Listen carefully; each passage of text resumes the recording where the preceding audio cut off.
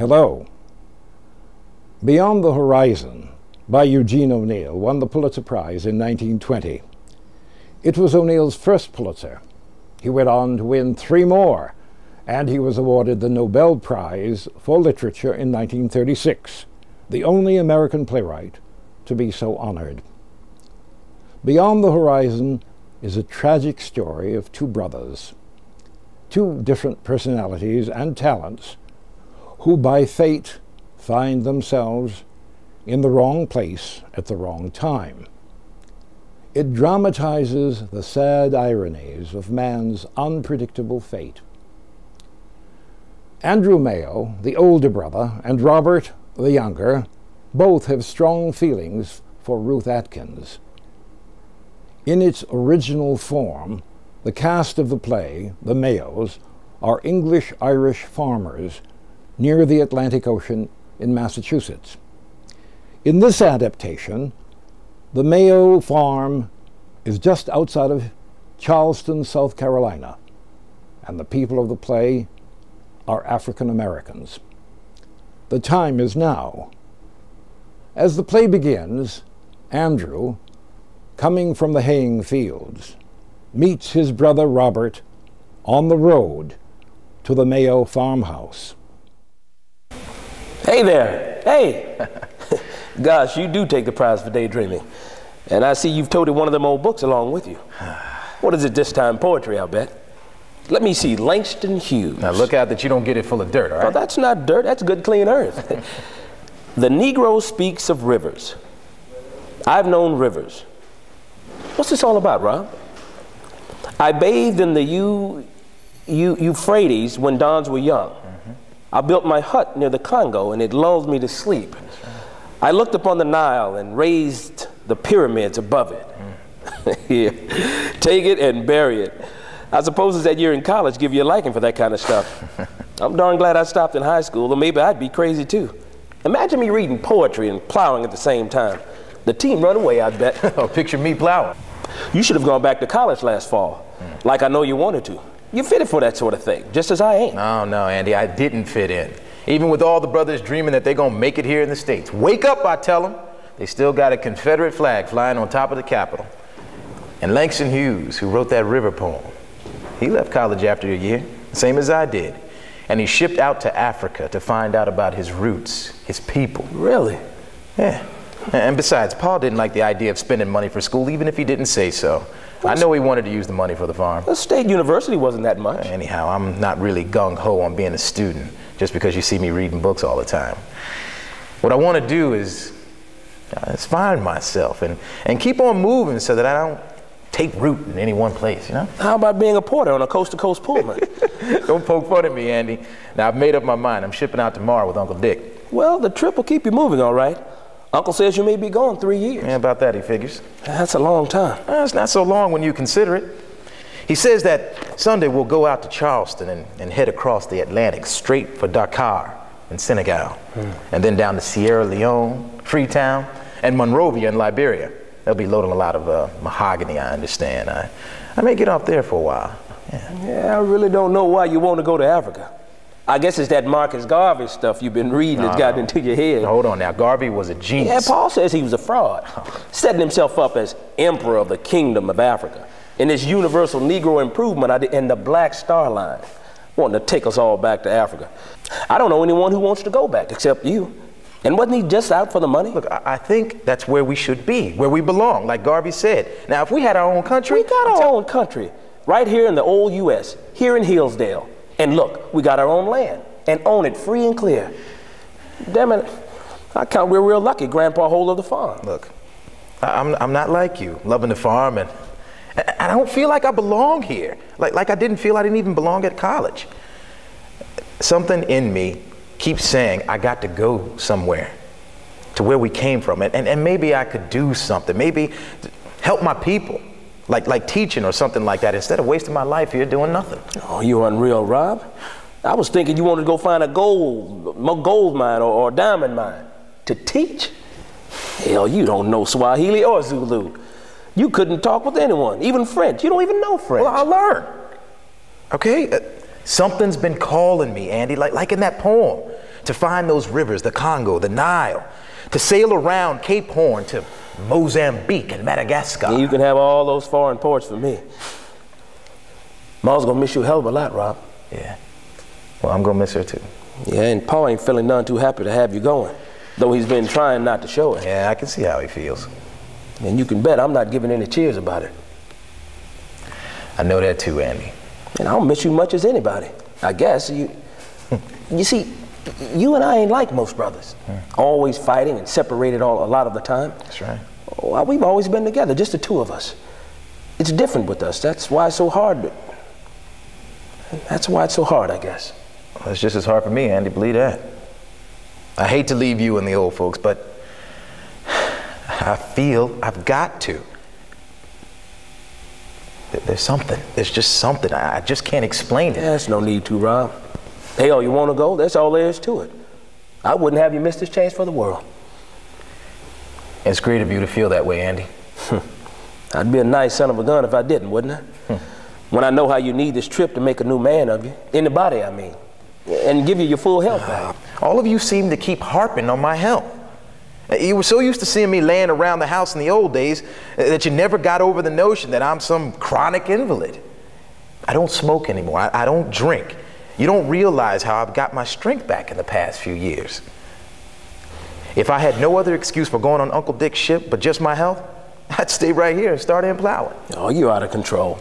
Farming ain't your nature. It's all the difference shown in just the way us two feel about the farm. As a place to work and grow things, you hate it. Am I right?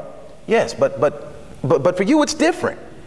You're a Mayo through and through, and you're wedded to the soil, and you know that. You're as much of a product of it as an ear of corn or a tree, and Pa's the same. Now this farm is his life's work, and he's happy knowing that another Mayo with the same love will take up the work where he leaves off, and I can understand your attitude in Pa's, and I think it's wonderful and sincere. But well, I'm not made that way. No, you ain't. But when it comes to understanding why you want to go to Africa and spend any time there, beats me. I guess you got your own angle of looking at things. I wonder if you do really. Well, sure I do. You've seen a bit of the world enough to make the farm seem small. Well, it's more than that, Andy. It's Africa. I mean, do you know what it means? Yeah, of course. But still, you're going to have a chance to learn navigation and all about a cargo ship. So you could be an officer if you wanted, like Uncle Dick. There's fair pay in it, I expect, when you consider you've always got a home and grub thrown in. And if you're set on traveling, you can go anywhere you mind without a paying fare. It's more than that, Andy. Sure. There's always a chance of a good thing coming your way in a couple of those third world countries. Like there could be great opportunities for a young fellow with his eyes open. Like there's always finding new diamond mines in Nigeria and Swaziland. Or maybe you'll hook up with some gold prospectors in South Africa and strike it rich. I'll bet that's what you've really been turning over in your mind, under all your quietness. Oh, well, if you got to be a millionaire all of a sudden, call around once in a while and I'll pass the plate to you. We could use some money right here on the farm without hurting it any. Look, I never considered that practical side of it for a minute, Andy. Well, you ought to. Supposing I was to tell you that it's just the idea of Africa's beauty that's calling me, the beauty of the savannas of Chad and the Congo Basin, far off and unknown, the mystery and spell of the Nile and its magical source, and animals living on the veldt, wildebeests and elephants, lions and zebras, and the rainforests of Gabon and Cameroon. They lured me in the books I was reading. The freedom of the great wide spaces, the excitement of wandering, finding our roots and the secrets of our people, like Hughes went looking for, all hidden over there beyond the horizon. Suppose I told you that was the only reason for my going. I'd say you were nutty. Oh man, I'm serious, Andy. Well, then you might as well stay here, because we got all you're looking for right on this farm. There's beauty all around here in the fields and them hills. You can go find all the excitement you want if you drive down to Charleston. And if you want to teach, hell, you could teach the kids around here if you wanted to. If not in the public school, at one of our Baptist church schools. And God knows there's wide enough space here. And you can have all the sea you want by walking a mile down the beach where there's plenty of horizon to look at. And I'd say beauty enough for anyone except in the winter. That's for the mystery. I ain't seen that yet, but it's probably laying around here somewheres. I'll have you understand this is a first-class farm with all the fixings. There's those talking to you, you jerk. You better not say anything to Uncle Dick about mystery and things when you're on the ship. He'll likely toss you overboard for a Jonah. Hey, I better get along. Got to wash up some. As long as Ruth Ma is coming over for supper. And Ruth? Yes, Ruth will be staying too. Well, better hustle, I guess. So wait a minute, Andy. Yes? Something I want to, never mind. It doesn't matter. It's nothing. Yeah, maybe I can guess what you were going to say, but I guess you're right not to talk about it. Can't help those things, Rob. You'll be coming along soon, won't you? Yeah. Yeah. See you later, then. Andrew walks on down the road. After a moment, Ruth enters hurriedly. Hi, Rob. Hi, Ruth. I was looking for you. Well, Andy just left. I know, just met him on the road a second ago. He told me you was here, but I weren't looking for Andy, smart ass. If that's what you mean, I was looking for you. Because I'm going away tomorrow? Oh, because your mother's anxious to have you come home, and she asked me to look for you. I just wheeled Mama over to your house. Well, how is your mother? About the same. And she don't seem to get any better or any worse. Oh, Rob, do wish she'd try to make the best of things which can't be helped. Has she been nagging at you again? Never stops. Yeah. No matter what I'm doing, she finds fault. If only my pa was still living. But I shouldn't complain this way. I mean, poor Mama. Lord knows it's hard enough for her. Suppose it's natural to be all riled up when you're not ever able to walk a step. Yeah. Gee, I wish I was going someplace like you. Well, it's hard to stay in, just as it's hard to go sometimes. There. I'm not the stupid body. What? I swore I weren't going to speak to you about going until after you gone, and there I go first thing. Why didn't you want to speak about it? Because, I mean, I didn't want to spoil this last night you're here. Oh, Rob, we're all going to miss you so awful. Yeah. Your mother's going around looking as if she'd be busting out crying any minute. You know how I feel. Yeah. Andy and you and me, well, it seems like we was always together.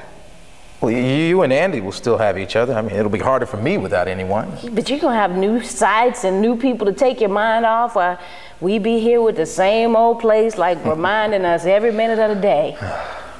It's a shame you're going. And just at this time in spring when everything's just getting so nice. Man, I don't talk that way when I know going's the best thing for you. I mean, you can find all sorts of opportunities, your father said. Oh, look, I don't give a damn about that. I wouldn't take a voyage across the road for the best opportunity in the world of the kind Pa thinks about. It's Africa and our roots and what it means to us, what it should mean as African Americans. Excuse me, Ruth, for getting worked up over it, but Andy just gave me an overdose of all of his damn practical considerations.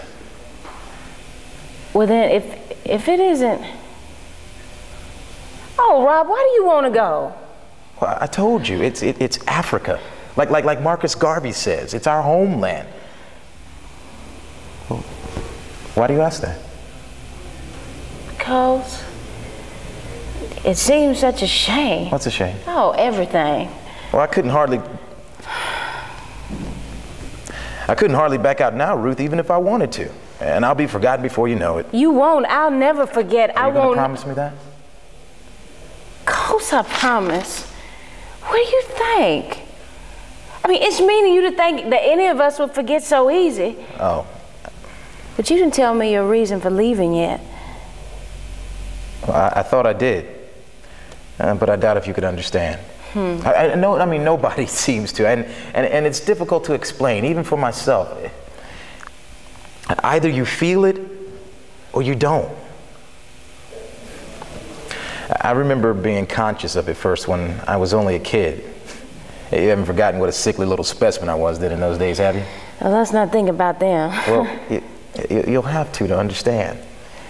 You see, in those days when Ma was fixing meals, she used to get me out of the way by pushing my chair to the west window and telling me to look out and be quiet. It wasn't hard, I guess, because I was always quiet. You always were, and you're suffering so much too. Well, so I used to stare out over the fields, to the hills out there, beyond the hills, and somehow after a time, I'd forget the pain I was in and start dreaming. I knew the sea was over beyond those hills, the folks had told me, And I used to wonder what the sea was like, and I tried to form a picture of it in my mind. There was all the mystery in the world to me then about a far off sea washing up on an African shore. And there still is. And other times, my eyes would follow this road, winding off into the distance towards the hills, as if it too were searching for a way to the sea.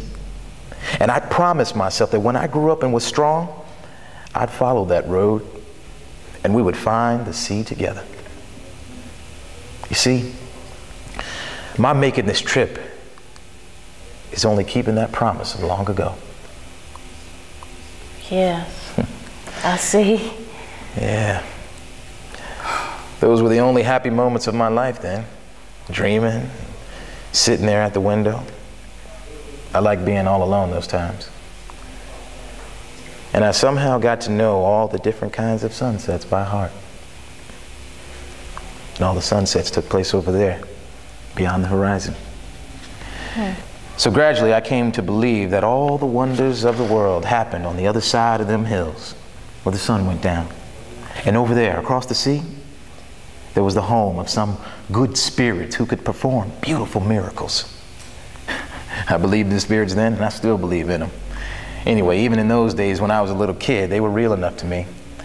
And sometimes I could actually hear voices calling to me to come out and play and dance down the road in the dusk in a game of hide and seek to find out where the sun was hiding himself.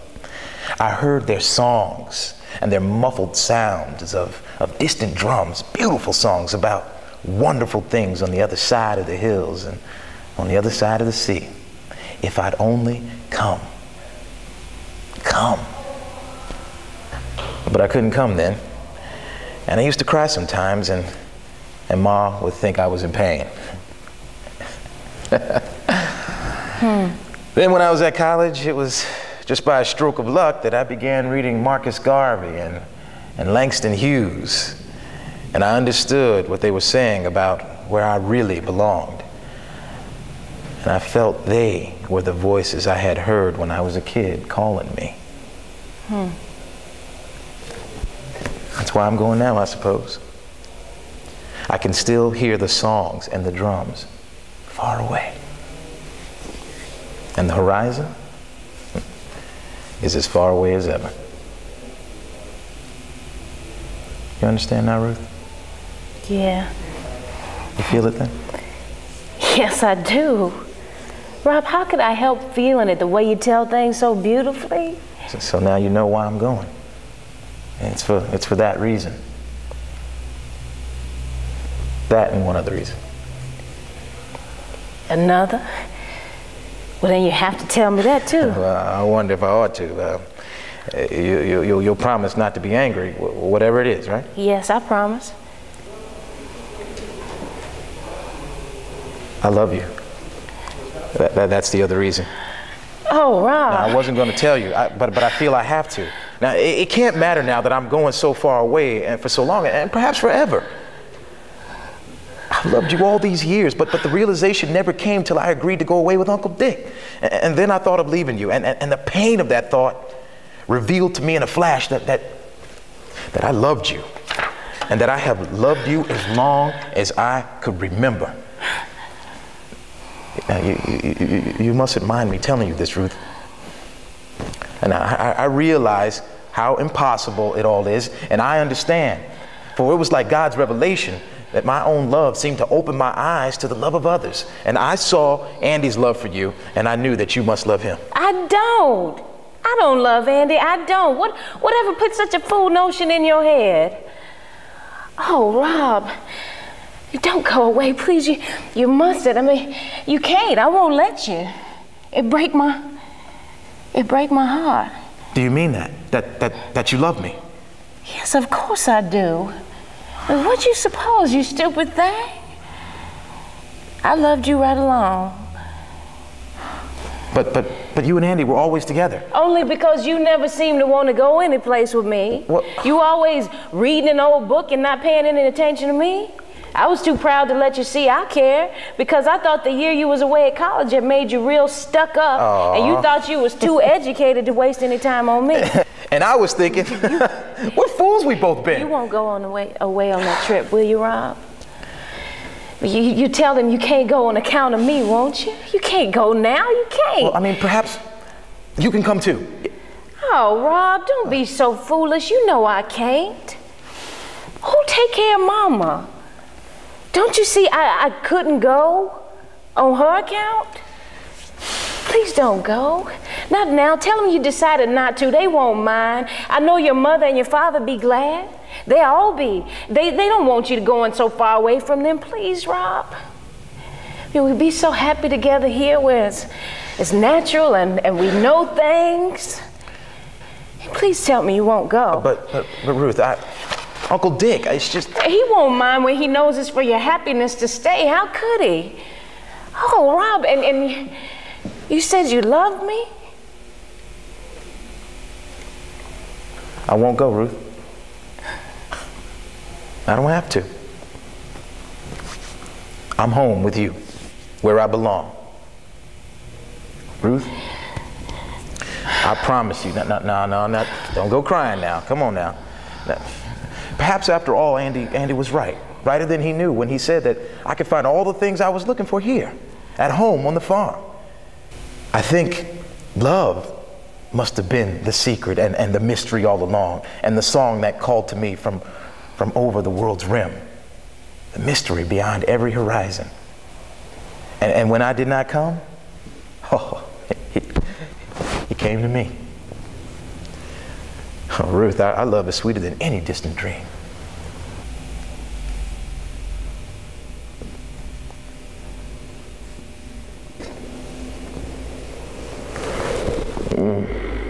My, but your arms are strong. Come on, we'll go let him know at once.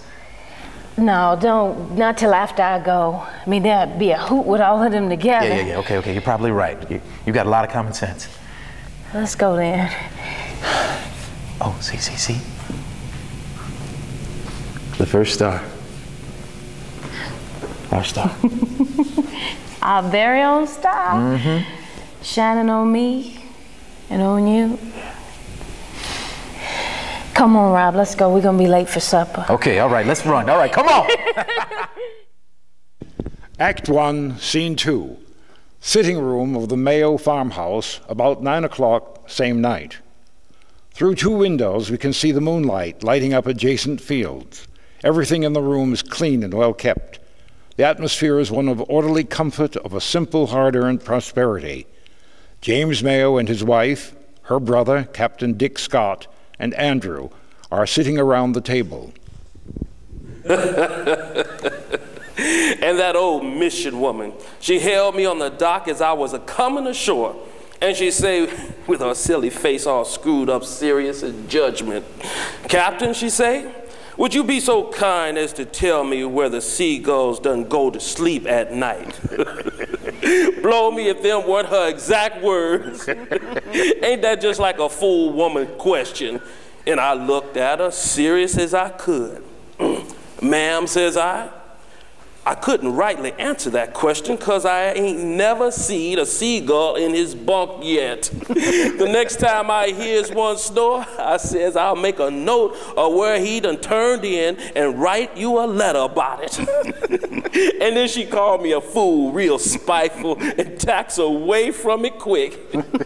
So I got rid of her that way. But when it do come to that, where does Seagull sleep, Dick? Listen to her, James. Another one. Well, if that don't beat all hell. Excuse me for cussing, Kate. Done hitch their wings, Katie. Spread them out on the wave for a bit. And then they tells the fish to whistle to them when it's time to turn out. You men folk be just too smart to live, ain't you? You folks looks as if y'all was setting up with a corpse. God almighty, there ain't anybody dead here, be there? Don't play the dunce, Dick. You know as well as us that there ain't no great cause to be feeling chipper. Well, and there ain't none And there ain't no cause to be wearing such sad faces either, so far as I can make out. How can you talk that way, Dick Scott? When you be taking Robbie away from us in the middle of the night, you might say, just to get on that old boat of yours on time. I think you might wait until morning when he's had his breakfast. What's the rush, I ask? Ain't that a woman's way of seeing things for you? God almighty, Kate, I can't give orders to the tide that it's got to be high just when it suits me to having it high. And I ain't getting no fun out of missing sleep and leaving here at 6 bells myself.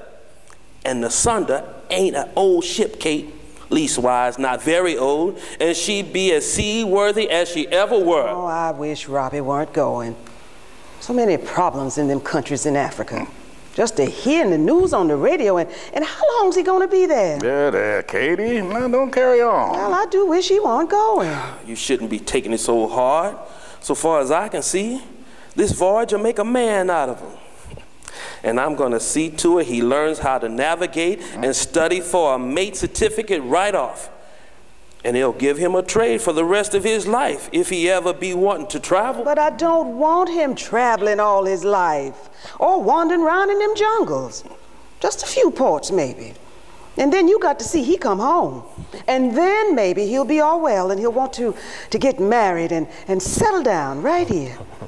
I never realized how hard it was going to be for me to have Robbie go. Or I wouldn't have considered it for a minute. It ain't no good to be going on that way, Kate.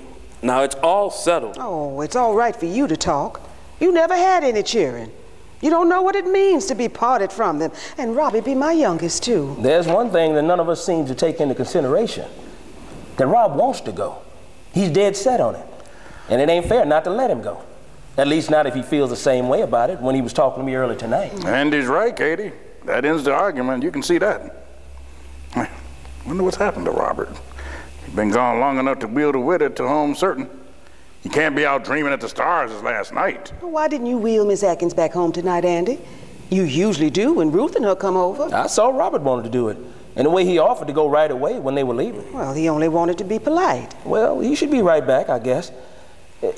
I ought to go out to the cow barn and take a look at the Guernsey, Paul. I want to see if she's ailing any. Yeah, you better do that, son. Now there's the boy that'll make good seafaring man, if he had mind to.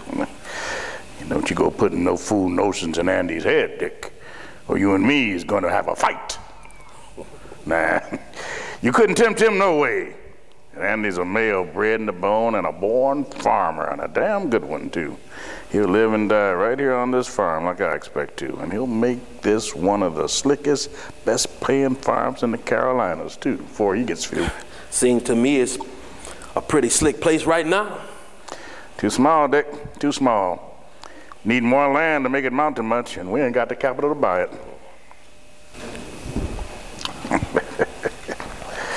Yeah. The cow's okay, Paul. Anything else you can think of to be done?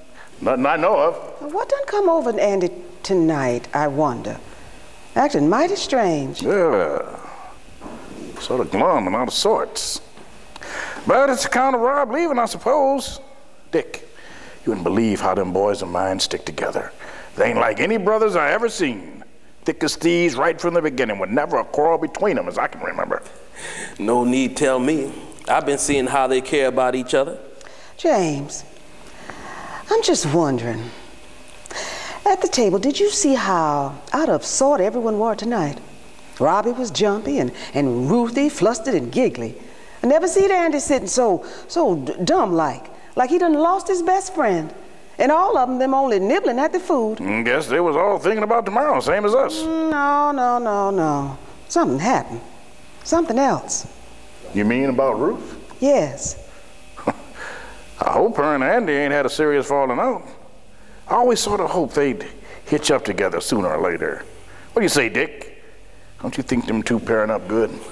A real good couple they'd make. It'd be a good thing for Andy in more ways than one. I ain't what you'd call calculating generally. And I believe in letting young folks run their own affairs to suit themselves, but there's advantages for both of them in this here match you can't overlook. The Atkins farm be right next to ourn, and going together, they'd make a hell of a great place, with plenty of room to work in.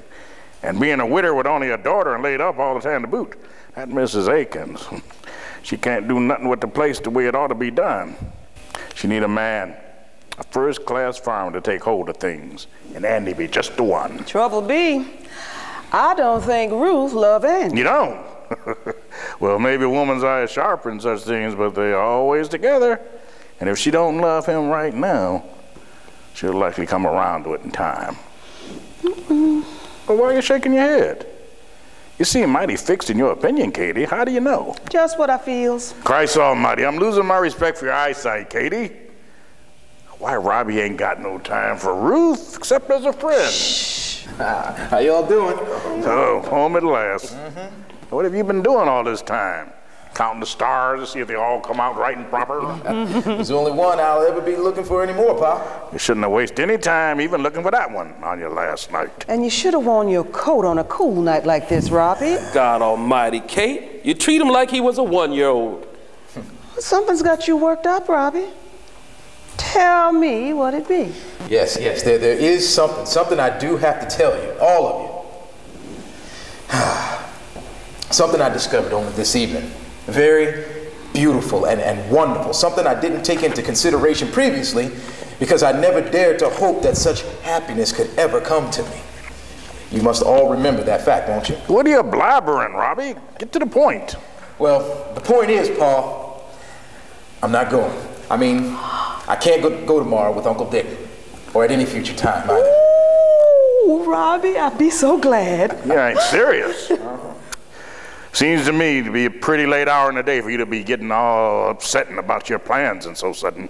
I ask you to remember that until this evening, I didn't know for myself that I never had dared to dream. What dream foolishness you talking about? Ruth told me tonight that she loved me after I told her I loved her. And I told her I hadn't been conscious of that love until after my trip had been arranged. And I realized it would mean leaving her maybe forever. That was the truth, and I didn't know it until then. I hadn't intended telling her anything, but suddenly I felt I had to. I didn't think it would matter because I was going away. And I thought she loved someone else. And when she cried and said it was me she loved all along, all the time, but I hadn't seen it. So that be it. Oh, I praise the Lord. You know, I was just telling your father when you come in. Oh, Robbie, I'd be so happy you not going. I knew you'd be glad. Well, I'll be damned. You beat all hell for getting folks' minds mixed up, both of yous. Whatever did get in the roof all of a sudden? Well, I was thinking... Nobody wants you to hear what you've been thinking, James. No use telling us anyhow. But what you was hoping for to turn out, it'd be just the same almost, ain't it? I suppose you're right, Katie, but how it ever come about do beat anything I ever heard. Well, Robbie, we'd be glad you ain't going, your mom and me. Well, we'd have missed you terrible, that'd be certain, and we both glad you found happiness, because Ruth be a fine girl and gonna make a good wife to you. Thank you, Pop. I guess it's my turn to give you congratulations, Rob. Andy. What? I didn't see you there. When were you here? When? Yeah, I heard everything you said. And I'm wishing you happiness, you and Ruth. You both deserve the best there is. Thanks, Andy. It's fine of you to... It's good luck. I'm wishing the both of you. And what'd be the matter with you, Dick? Ain't you going to congratulate Robbie? Of course. Luck to you, boy. Thanks, Uncle Dick. So, this means you're not a-coming on the Sundra with me? I can't, Uncle, not now. I wouldn't miss it for anything else in the world under any other circumstances. But you see, I found a bigger dream. And I want you all to understand one thing, especially you, Pa. I'm not going to be a loafer on your hands any longer. This means the beginning of a new life for me in every way. I'm going to settle right down and take a real interest in the farm and do my share. I'll prove to you, Pa, that I'm as good a male as you are, or Andy, when I want to be. Yeah, you got the right spirit, Robbie. Ain't none of us ever doubted your willingness, but you just ain't never learned. Well, that's the past. And now I'm going to start learning the right way, and you'll teach me, won't you? Of course I will. Only we better go easy at first. You ain't telling me you're going to leave him stay here, do you, James? Well, things being as they be, he's free to do as he's a mind to. You let him be, Dick. You hear? You let him be.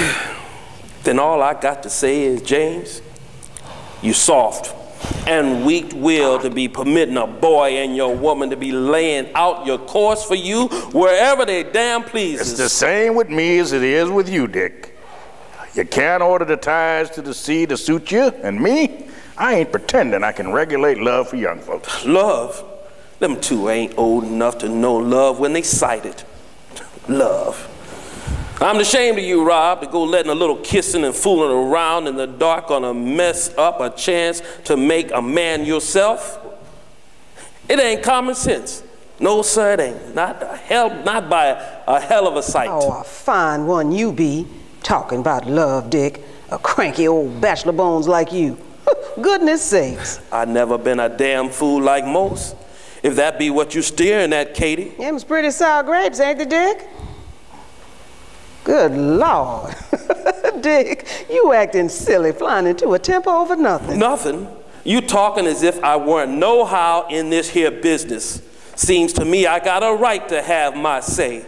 Ain't I made all arrangements with the owners and stocked up with special grub all on Robert's count? Yes, you've been fine, Uncle Dick, and I appreciate it, truly. Of course, we all does, Dick.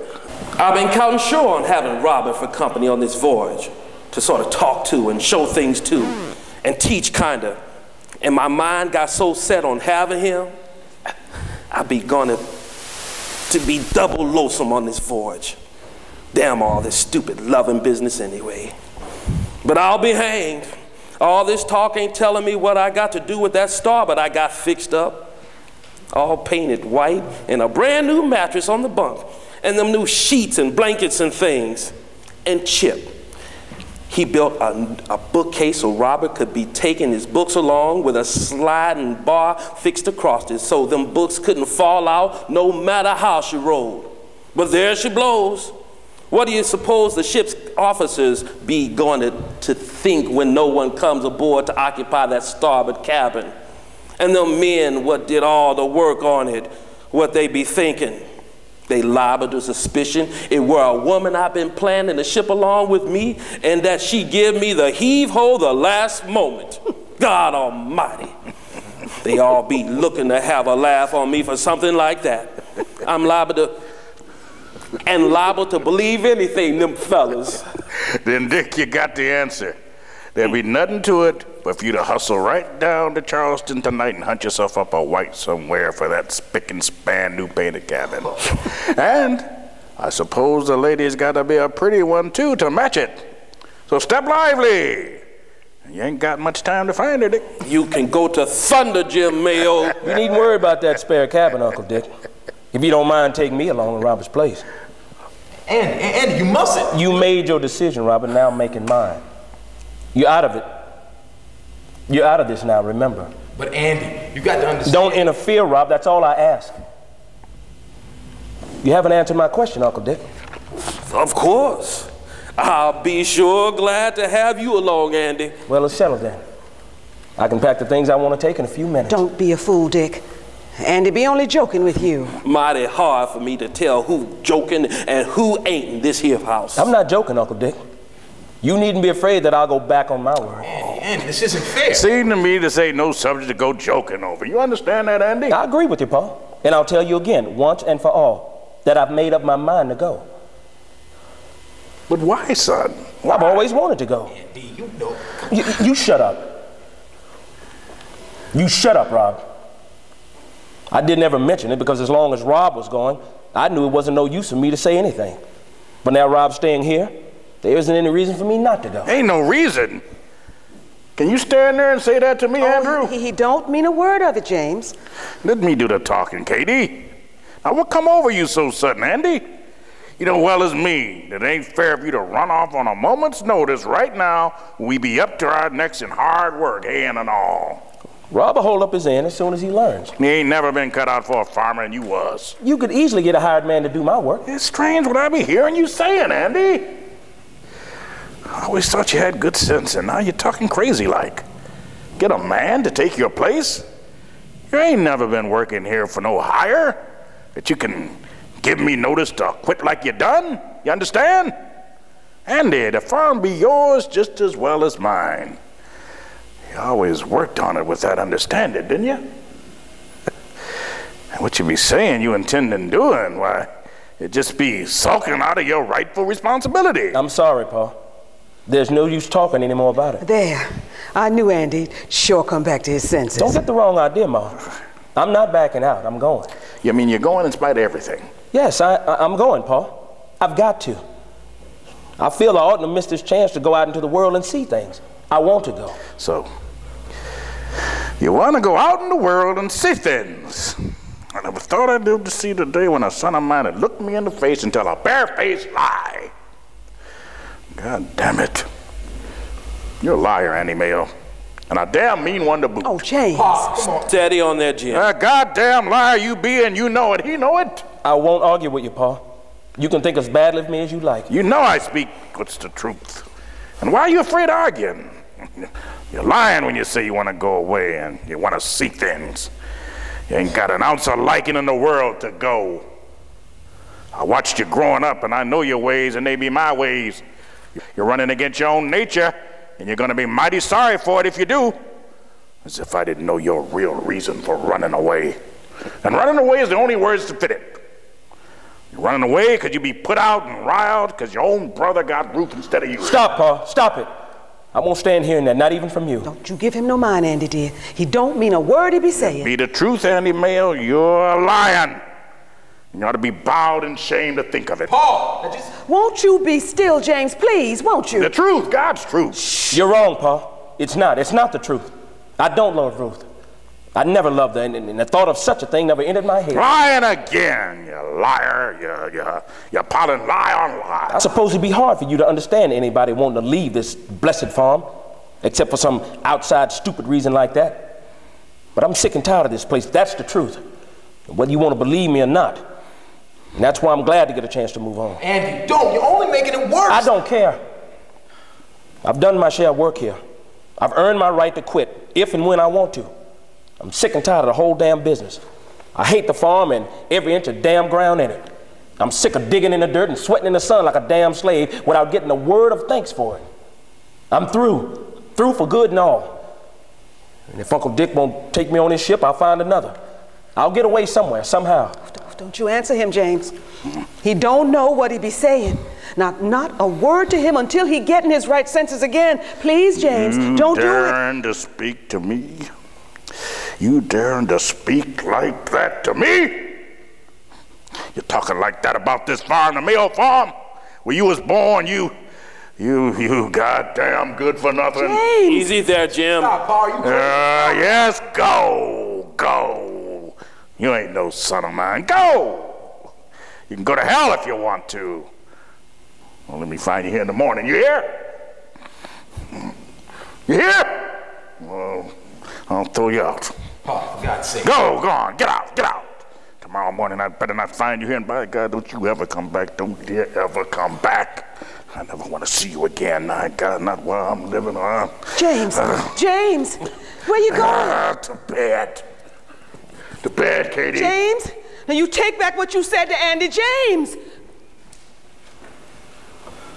Well, if he ain't the old devil himself when he be riled up. You oughtn't have talked to him that way, Andy, about the farm, knowing how touchy he be about it. And you can't mind what he said in anger. He'll be sorry for saying it when he calmed down a bit. You don't know him. He's mule stubborn. And what's said is said and it can't be unsaid, and I've chosen. Andy, you can't go. This is all so stupid. It's terrible. I'll talk to you in a minute. You be a real man, Andy, and I'll be damn glad you shipping out with me. I like your spirit, and I do admire the way you spoke up to him. Yeah, the sea be the place for a young fella like you that ain't half dead and alive. You and me will be getting along like twins. See if we don't. But I better be going aloft to turn in. And you don't forget, you got to pack your dunnage, Andy, and get you some sleep too if you can. We'll be wanting to sneak out extra early before they gets up, around 5. It'll do away with any more arguments. Robert here can drive us into town with the pickup. Will you, Robert? Of course. Good. Well, good night. Good night. Buck up, Rob. It ain't no use crying over spilled milk. And it all turned out for the best, let's hope. It couldn't be helped what's happened. But it's a lie, Andy. Of course it's a lie. You know it and I know it. That's all ought to know it. You know, Paul, I'll never forgive you. This whole affair is just it's so senseless and tragic. I mean, why did you think that you had to go away? You know better than to ask me that. You know why. I can wish you and Ruth all the good luck in the world, and I do, I mean it. But you can't expect me to stay around here and watch you two together, day after day, and me, alone? I couldn't stand it. Not after all the plans I made to happen to this place, thinking she cared for me. God, it's horrible. I feel so guilty to think that I should be the cause of your suffering, because we've been such great pals all of our lives. If I could have foreseen what happened, I swear to you, I'd have never have said a word to Ruth. I swear I wouldn't have, Andy. I know you wouldn't have, and that would have been worse. For Ruth would have suffered then. It's best as it is. It had to be, and I've got to stand the gaff, that's all. Paul come around to seeing how I felt. After time, and if he don't, well, it can't be helped. But think of Mom. God, Andy, you can't go. I got to go. To get away. I got to, I tell you. I'd be crazy here, being reminded every second of the day what a fool I made of myself. I've got to get away and try and forget it if I can. And I'd hate the farm if I'd stayed. I'd hate it. I couldn't take interest in the work anymore, work with no purpose in sight. Can't you see what the hell it'd be? You love her too, Rob. Put yourself in my place. And remember, I haven't stopped loving her, and couldn't if I was to stay. Would that be fair to you or her? Put yourself in my place. What would you do? Tell me the truth. You love her. What would you do? I'd go. I'd go, Andy. God. Then you know why I got to go. And there's nothing more need to be said. Why did this have to happen to us? I mean, what you mean to me, what we've been to each other, it's damnable. It's no use fussing about it anymore, Rob. It's done. And I guess Ruth's got a right to have who she likes. She made a good choice, and God bless her for it. Andy, I wish I could tell you half of what I feel. How wonderful a brother you are. Oh, shut up. Let's go to bed. I got to be up before sunup. You too, if you're going to drive us down. I'll wake you. Yes. I've got to pack yet, and I'm as dog-tired as if I've been plowing 24 hours at a stretch. I feel dead. Come on, let's go. Don't sit there like you're in mourning, Rob. It'll all come out all right in the end.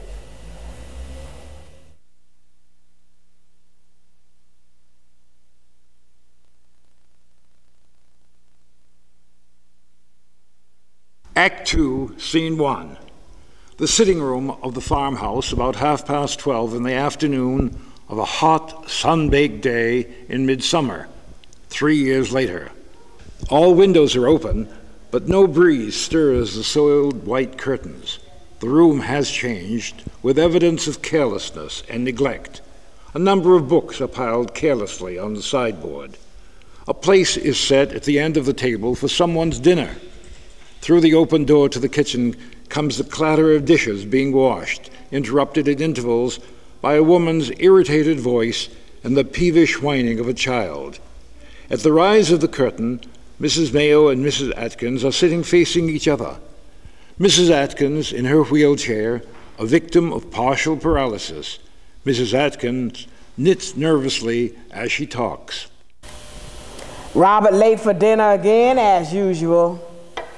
Don't see why Ruth got to put up with it, and I told her so. Many a time I said to her, "About time you put a stop to his nonsense. Do he suppose you run in a hotel with no one to help with things?"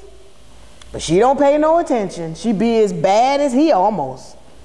Thinks she know better than an old sick body like me. Robbie been always late for things. He can't help it, Sarah. Can't help it? How you do go on, Kate, finding excuses for that boy.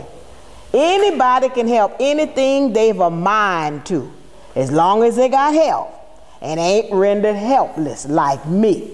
through the will of God. Robbie can't. Can't?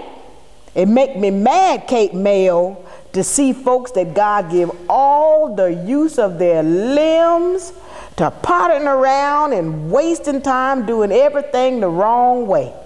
And me helpless and me powerless to help. And at their mercy, you might say. And it ain't that I didn't point the right way to him. Talked to Robert thousands of times and told him everything, how everything ought to be done. You know that, Kate Mayo. But do you suppose he take any notice of what I say? Or Ruth neither, my own daughter. No, they think I'm a crazy, cranky old woman, half dead already. And the sooner in the grave and out of the way, the better it suit them. Oh, you mustn't talk that way, Sarah. They ain't as wicked as that.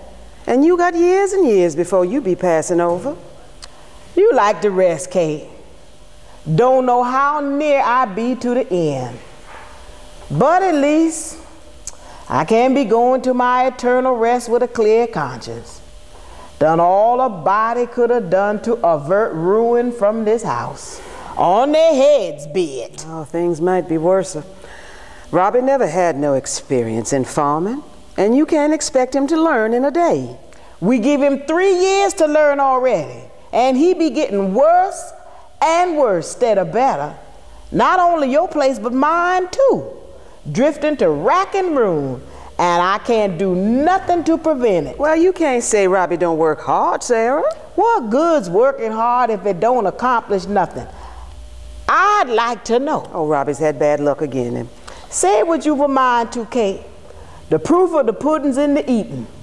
And you can't deny that things been going from bad to worse ever since your husband died 2 years back. Lord rest his troubled soul. Amen. 'Twas God's will he betook. It was God's punishment, you mean, on James Mayo for blaspheming and denying of God he'd done all his sinful life. There, Kate, there. I shouldn't be reminding you, I know. He's at peace, poor man, and forgiven. Let's pray. Praise the Lord. Praise the Lord. James, he was a good man. All I saying was that since Robert's been in charge, things been going downhill steady. You don't know how bad they be, Kate. He don't let on to you what's happening. And you'd never see it yourself. 'Twas under your nose. But thank the Lord, Ruth do come to me once in a while for advice when she be worried near out of her mind by his goings on. Do you know what she told me last night? Oh, but I forget. She said not to tell you. Still, I reckon you got a right to know. And not to let such things go on behind your back. Well, you can tell me if you want. Ruth going almost crazy about it. He told her he'd have to mortgage the farm. Said he didn't know how he'd pull through till harvest without it. And he can't get money any other way. Now, what do you think of you, Robert? Well, if it have to be that way, I don't know. You don't mean to say you going to sign away your farm, Kate Mayo, after me warning you? I got to do what Robbie say be needful. Well, of all the foolishness. Well, it's your farm, not mine, and I got nothing more to say. Well, maybe Robbie can manage till Andy come back and see to things. It can't be long now. Ruth saying Andy ought to be turning up any day. When do Robert figure he be getting here? He say he can't calculate exactly. Last letter came from England the day he was sailing for home. Robbie say they overdue now. Give praise to the Lord that he be coming back in the nick of time. That boy ought to be tired of traveling and anxious to getting home and settling down to work again. Work? Andy been working hard, Sarah. He done made head officer on Dick's boat. He wrote Robbie, you know that. That fooling around on a boat be all right for a spell, but he must be mighty sick of it by now. I wonder if he changed much. Used to be fine looking and strong. 3 years. Seemed more like 300. Oh, if only James could have lived till he come back and forgive him. He never would have. Not James Mayo. Didn't he keep that heart of his hardened against him till the last minute in spite of all you and Robert done to soften him? Don't you dare say that. Because I knows deep down in his heart he forgive Andy, though he were too stubborn to own up to it. And that brought on his dying, breaking his heart, just on account of stubborn pride. The will of God, Kate. The will of God. Drat that young whiny thing. Seemed like she crying all the time on purpose to set her body's nerves on edge. Oh, the heat been upsetting her. Moya ain't feeling too well these days, poor little child. She get it right from her pa. Him sickly all the time. You can't deny he was always ailing as a child. Craziest mistake for them two to get married. I argued against it at the time. But Ruth got so spiled and Robert spouting them wild poetry notions, she wouldn't listen to sense. Andy would have been a match for her. Oh, sometime I've been thinking it'd been better the other way. But Ruth and Robbie seem happy enough together. Whatever be, it be the Lord's work. His will be done. Amen. Amen. Hell's fire if this ain't a scorcher. That kitchen's like a furnace. Phew. Well, why didn't you call me to help with them dishes? The heat in there kill you. Dolly, Mama, Dolly. It's time for your nap. You can't play with Dolly now. Dolly. Can't you get that child to shut up? Rackets enough to split a body's ears. Put her down and let her play with that doll if it's gonna keep her quiet. There. I hope you'll be satisfied and keep still. Wonder Rob don't try to get meals on time once in a while. Something must have gone wrong again. I suppose so. Something's always going wrong these days, it look like. Wouldn't be if you had an ounce of spunk. The idea you letting him to come into meals at all hours and you doing the work. Never heard of such a thing. You too easygoing. That's the trouble. Do stop nagging at me, Ma. I'm sick of hearing you nagging. I do as I please about it. I thank you for not interfering. Phew, it's too hot to argue. Let's talk of something pleasant. Didn't I hear you speaking about Andy a while ago? Sure, wondering when he'd be getting home. Rob says any day now he's liable to drop in and surprise us, him and the captain. It certainly looked natural to see him around the farm again. The farm will be looking more natural too if he have a hand in it. The way things are going now, so poorly. Will you stop harping on that, Ma? We knows things ain't as they might be. What's the good of your complaining all the time? There, you see, Kate Mayo? Ain't that just what I told you? I can't say a word of advice to my own daughter even. She's so stubborn and self-willed. For goodness sake, Ma, shut up. Never mind, Sarah. Andy gonna fix everything when he do come. Oh, yes, I know he will.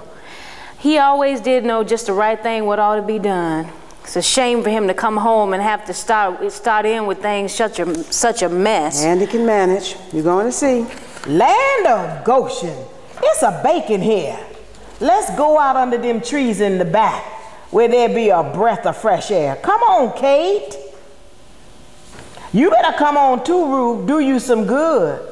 Learn him a lesson and let him get his own dinner. Don't you be such a fool. He wouldn't mind getting his own. He don't eat much, but I can't go anyway. I got a baby to put to bed. Let's go, Kate. Eyes boiling here. Come and let me take off your shoes and stockings, Moya. That's a good girl. And you gotta take your nap now. Whew! The sun sure is hot today. Why didn't you shave? You look awful. Well, I forgot, and it's too much trouble in this weather. Dada, dada. How's this little girl of mine on this hot day, huh? Dada, dada. Don't do that to her. You know it's time for her nap and you'll get her all waked up and then I'll be the one that'll have to sit beside her till she fall asleep. Look, you needn't bother. I'll put her to bed. You got to go back to your work, don't you? Yes, I was forgetting. You're reading Andy's letter again, huh? I should think you'd know it by heart by this time. I got a right to read it, ain't I? He says it's meant for all of us. There's no question of right, of course. I was only saying that you must know it by heart after so many readings. Well, I don't. I suppose you be wanting your dinner now. I don't care, Ruth. I'm not hungry. And here I've been keeping it hot for you? All right then, bring it in and I'll try to eat. Well, I've got to get her in the bed first. Come, dear, it's after time, and you can hardly keep your eyes open now. No. Dada, no. There, now see what you done. I told you not to get her excited. Well, just let her alone then. She's all right where she is. She'll fall asleep on my lap in a minute if you'll stop bothering her. She'll not do any such thing. She got to learn to mind me. You naughty child, will you come with Mama when she tells you for your own good? No, Dada. A good spanking's what you need, young lady. And you'll get one from me if you don't mind better, do you hear? No, wait a minute, leave her alone. How often have I told you not to threaten her with whipping? I won't have it. There, little girl, it's all right. Baby mustn't cry. You know, Daddy won't like you if you do. Daddy will hold you and you must promise to go to sleep like a good little girl. Will you when Dada asks you? Yes, Dada. A fine one you ought to be telling folks how to do things. All right then, take care of it if you think it's so easy. We'll show Mama you're a good little girl, won't we? Dada. Okay, let's see. Does your mother take off your shoes and stockings before you nap? Yes, Dada. All right, we'll show Mama we know how to do things, won't we? All right, there's one old shoe off, and there's the other old shoe, and here's one old stocking and the other old stocking. There we are. All nice and cool and comfy. And now, will you promise to go right to sleep if Dada takes you to bed? Yes, Dada. All right, that's a good little girl. For God's sakes, put down that damn book. Don't you see your dinner's getting cold? Excuse me, Ruth, I didn't notice. Well, I should think you might have some feeling for me, Rob, and not always be late for your meals. If you think it's fun sweltering in that oven of a kitchen trying to keep things warm for you, you're mistaken. I'm sorry, Ruth, really, I am. Something crops up every day to delay me. I mean to be here on time. Mean twos don't count. Then punish me, Ruth. Let the food get cold and don't bother me about it. I'd have to wait just the same to wash up after you. But I could wash up. A nice mess there'd be then. The food is lucky to be able to get cold this weather. And besides, you got your own work that's got to be done, ain't you? Yes, of course. Work you'll never get done by reading them damn books all the time. Why do you persist in nagging me for getting pleasure out of reading? Is it because... Because I'm too stupid to understand them? I suppose that's what you're gonna say, right? No. Why do you goad me into saying things I don't mean? Haven't I got my share of troubles trying to work this damn farm without you adding to them? You know how hard I've been trying to keep things going in spite of all the bad luck? Bad luck? It ain't all bad luck, it's you. Okay, you're right. My very apparent unfitness for the job. I was going to add to that. But you can't deny that there's been bad luck to it too. Why don't you take those things into consideration, huh? Why can't we pull together? We used to. I know it's hard on you also. Then why can't we help each other instead of finding fault and hindering? I'm doing the best I know how. I know you do. But let's both of us try to do better. I mean, we can both improve. Say a word of encouragement once in a while when things go wrong, even if it is my fault. You know the odds I've been up against since Paul died. I'm not a farmer. I never claimed to be. But there's nothing else I can do under the circumstances, and I've got to pull things through somehow. And with your help, I could do it. Now with you against me,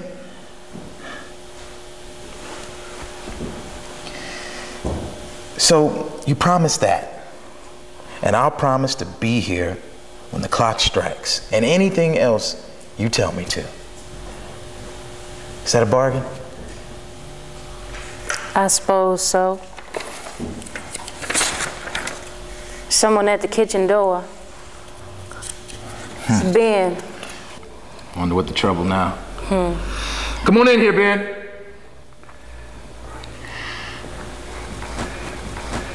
Hey, Ben, what's the matter? The mowing machine. It done bust. Well, that can't be. The man fixed it only last week. Right? It bust just the same. And can't you fix it? Don't see what could be the matter with it. The gosh darn thing don't work no way. All right. Well, just wait a minute. I'll go look it over. I mean, there can't be that much the matter with it. It don't make no difference to me whether it be or not. I'm quitting. Now, you don't mean you're throwing up your job here now, do you? Yeah. Quitting.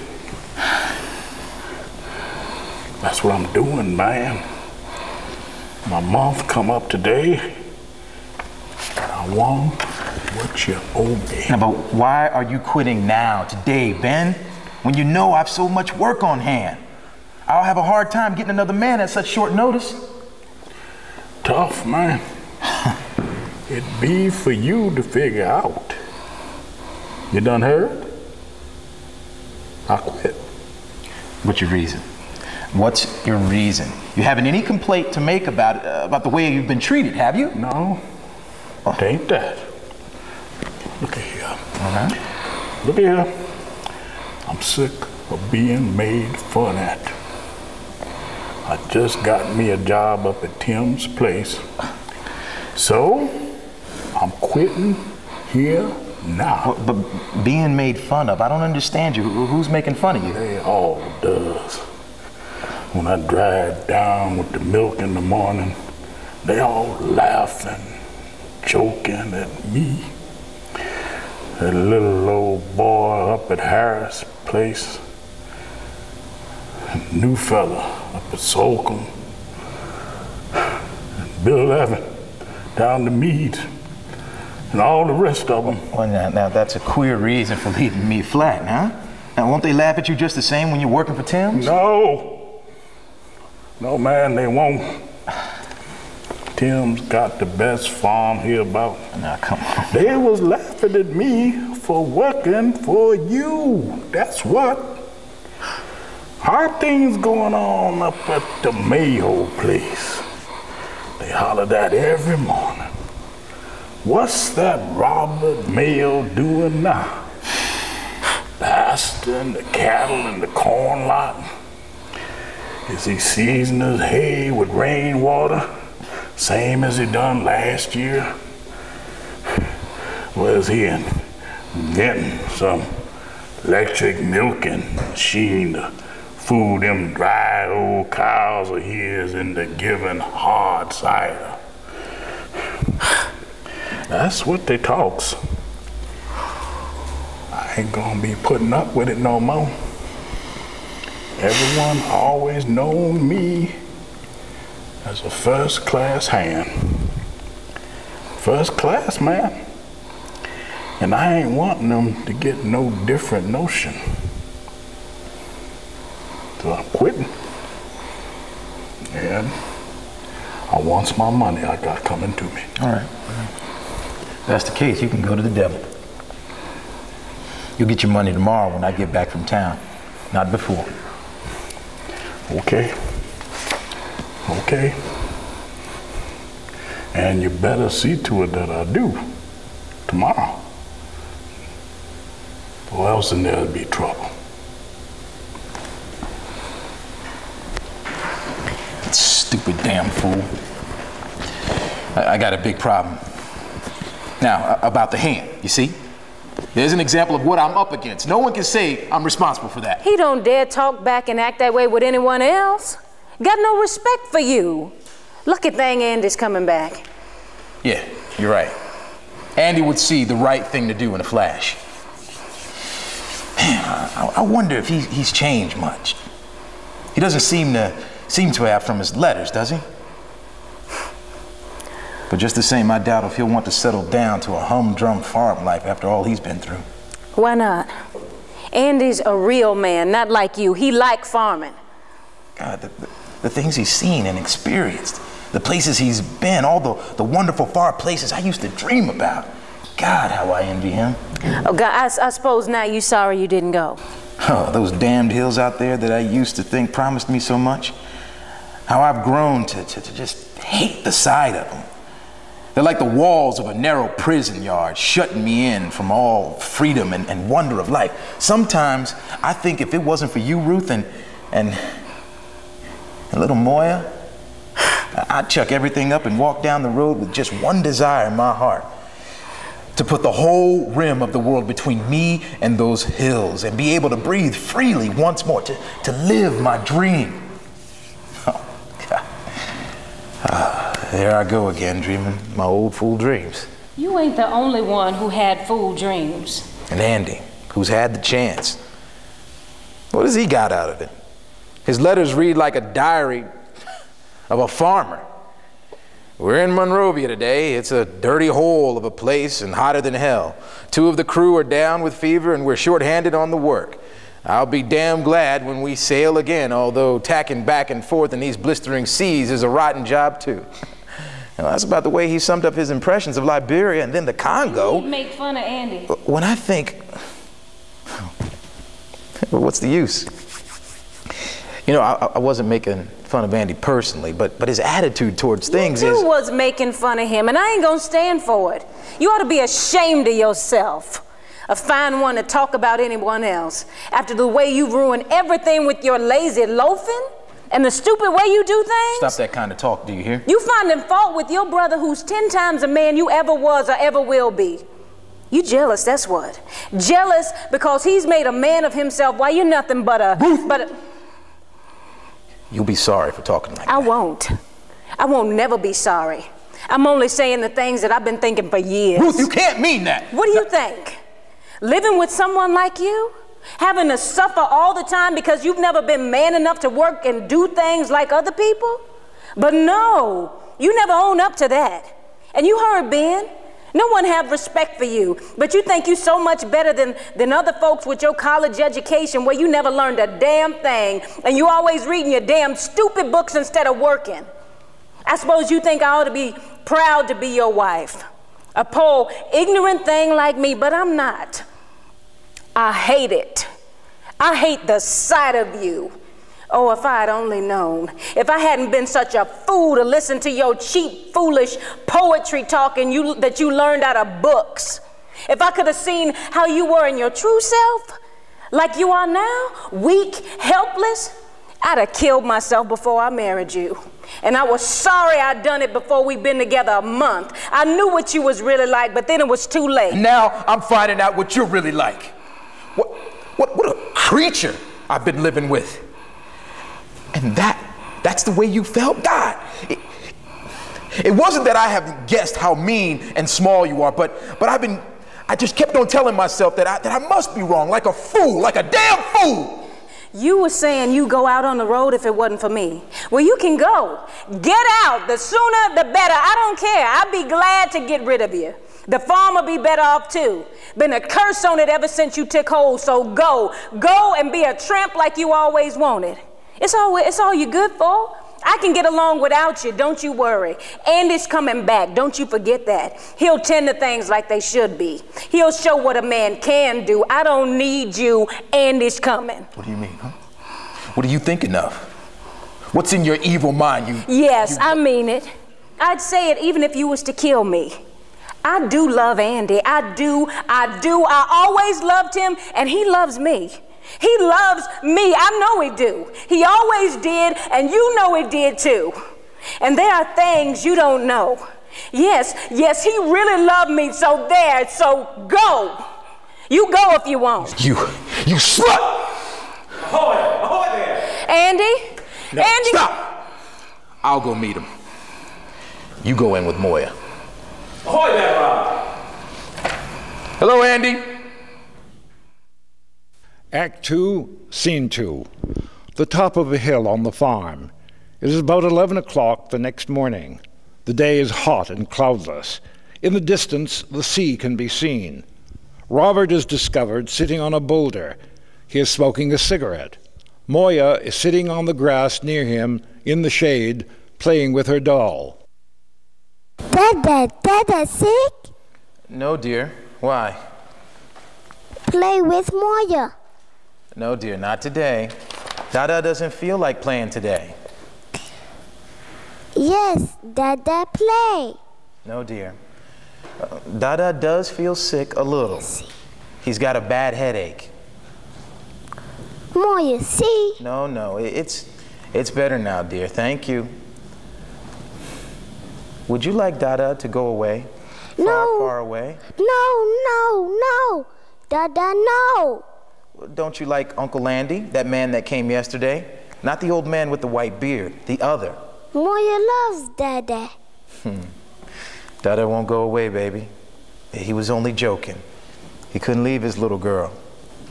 Go play with Dolly and be careful to keep in the shade. Man's coming, Dada. Oh, it's your Uncle Andy. Here you are, eh? Hi. Are you smoking? I can't believe it. No, Andy, I don't. I just bummed this one from Jake, my handyman. I'll give it up, honest. God, Rob, it's for your own health. And especially now you've got this little one. And who is this young lady I find you all alone with, eh? Moya, say hello to Uncle Andy. Moya? Where'd you get that? It's Swahili for heart. Hello, Moya. Ruth told me I'd probably find you topside here. Yeah. But I'd have guessed it anyway. Still up to your old tricks. Right? You old dreamer. I can remember how you used to come up here in the old days. Well, I came up here because it's the coolest place on the farm. And I've given up dreaming. I don't believe it. You can't have changed that much. Say, it sure brings back old times to be up here with you, all by our lonesomes. I'll feel great being back home. It's great for us to have you back. I've been looking over the old place with Ruth. Things don't seem to be... Well, never mind the damn farm. Let's talk about something interesting. This is the first chance I've had to have a word with you alone. Just tell me about your trip. Well, I thought I told you everything in my letter. Your letters were sketchy, to say the least. Oh, I know I'm no author. You needn't be afraid of hurting my feelings. I'd rather go through a typhoon again than write a letter. Oh, a typhoon? You went through a typhoon? Yes. Coming into the Indian Ocean, off the coast of Madagascar. I thought we were bound down for Davy Jones' shore. I'd never dreamed waves could get so big or wind blow so hard. If it hadn't been for Uncle Dick being such a good skipper, we'd have gone to the sharks, all of us. As it was, we had to beat it back to the island for repairs. But I must have written you all of this. You never mentioned it. Well, there was so much dirty work getting things ship-shape again, I must have forgotten about it. What? Forgot about a typhoon? Man, you are a strange combination, Andy. And is what you've told me all you remember about it? Oh, I could give you your belly full of details if I wanted to turn loose on you. It was all wool and yard-wide hell, I tell you. Like the ship would crack in two. You ought to have been there. 10, 15-foot high waves and troughs. I remember thinking of you at the worst of it, saying to myself, this is pure Rob of them ideas about how beautiful the sea is, if you could see it. And it would have been, too. You bet. Sea doesn't seem to have impressed you favorably. Well, I should say it didn't. I'll never set a foot on a ship again if I can help it. Wait, but you studied to become an officer. Had to do something or I'd gone crazy. The days were like years. And as for the Africa you and Garvey used to rave about, well, you ought to see it and smell it. What? Yeah, one walk down one of those filthy, narrow streets with the tropic sun beating on it would sicken you for life with the wonder and mystery you used to dream of. So all you found in Africa was a stench. Oh, man, that's unbelievable. Well, I was just reading in National Geographic about African marriage rituals, about traditional weddings. The Wadabi would allow 2 men to marry 1 woman because of the shortage of women. Primitive stuff. What? Kenya, Namibia, a big stench. A bunch of stinkholes, Uganda, Zamibia. But you Zambia. did like some of the places, judging from your letters. Well, Cape Town, Johannesburg, they're interesting. Wow. And there's a place for a guy with ambition to go to. In South Africa, a smart fellow has a chance to make good. Apartheid's done with, and the whites out of control. Way in the back country, they got diamond mines still to be discovered. Diamonds waiting in the earth.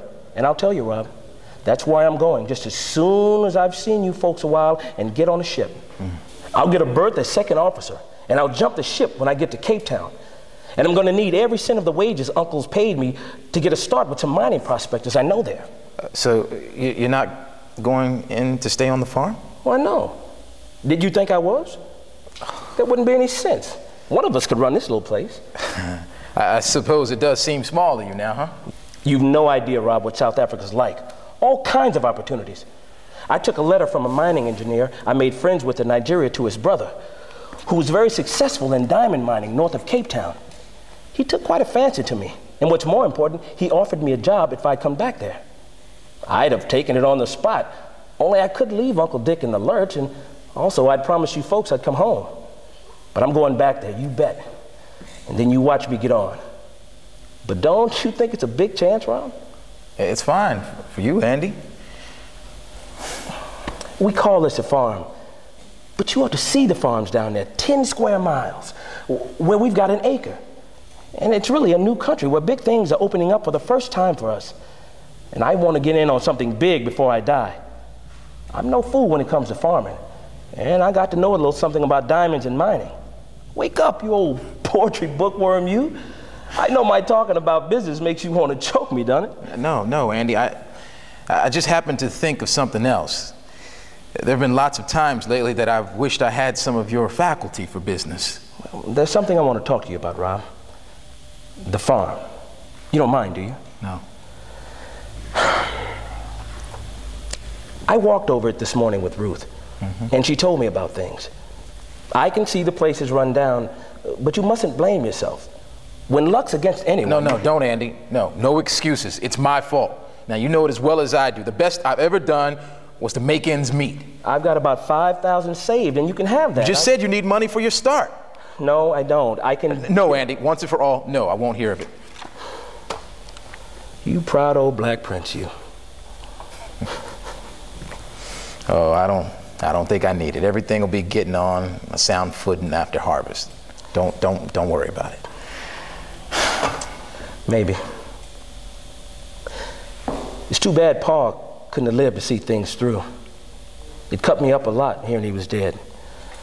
Never softened up, did he? About me, I mean. He never understood you. He never understood a lot of things. Well, that's a kind of way of putting it. Looking back to those days, I was a bigger jerk than you were. But it was an act of providence that I did go, because it opened my eyes how all along I'd been fooling myself. Why, I actually forgot about her. That even before I'd seen at sea 6 months, I'd forgotten. Are you speaking about Ruth? Yeah. I didn't want you to get the wrong idea in your head, because sometimes I wouldn't say anything. I'm telling you the truth when I say I forgot long ago.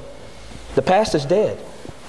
It don't sound well for me, getting over things so easy, but I guess it never really amounted to more than a kid I was letting rule me.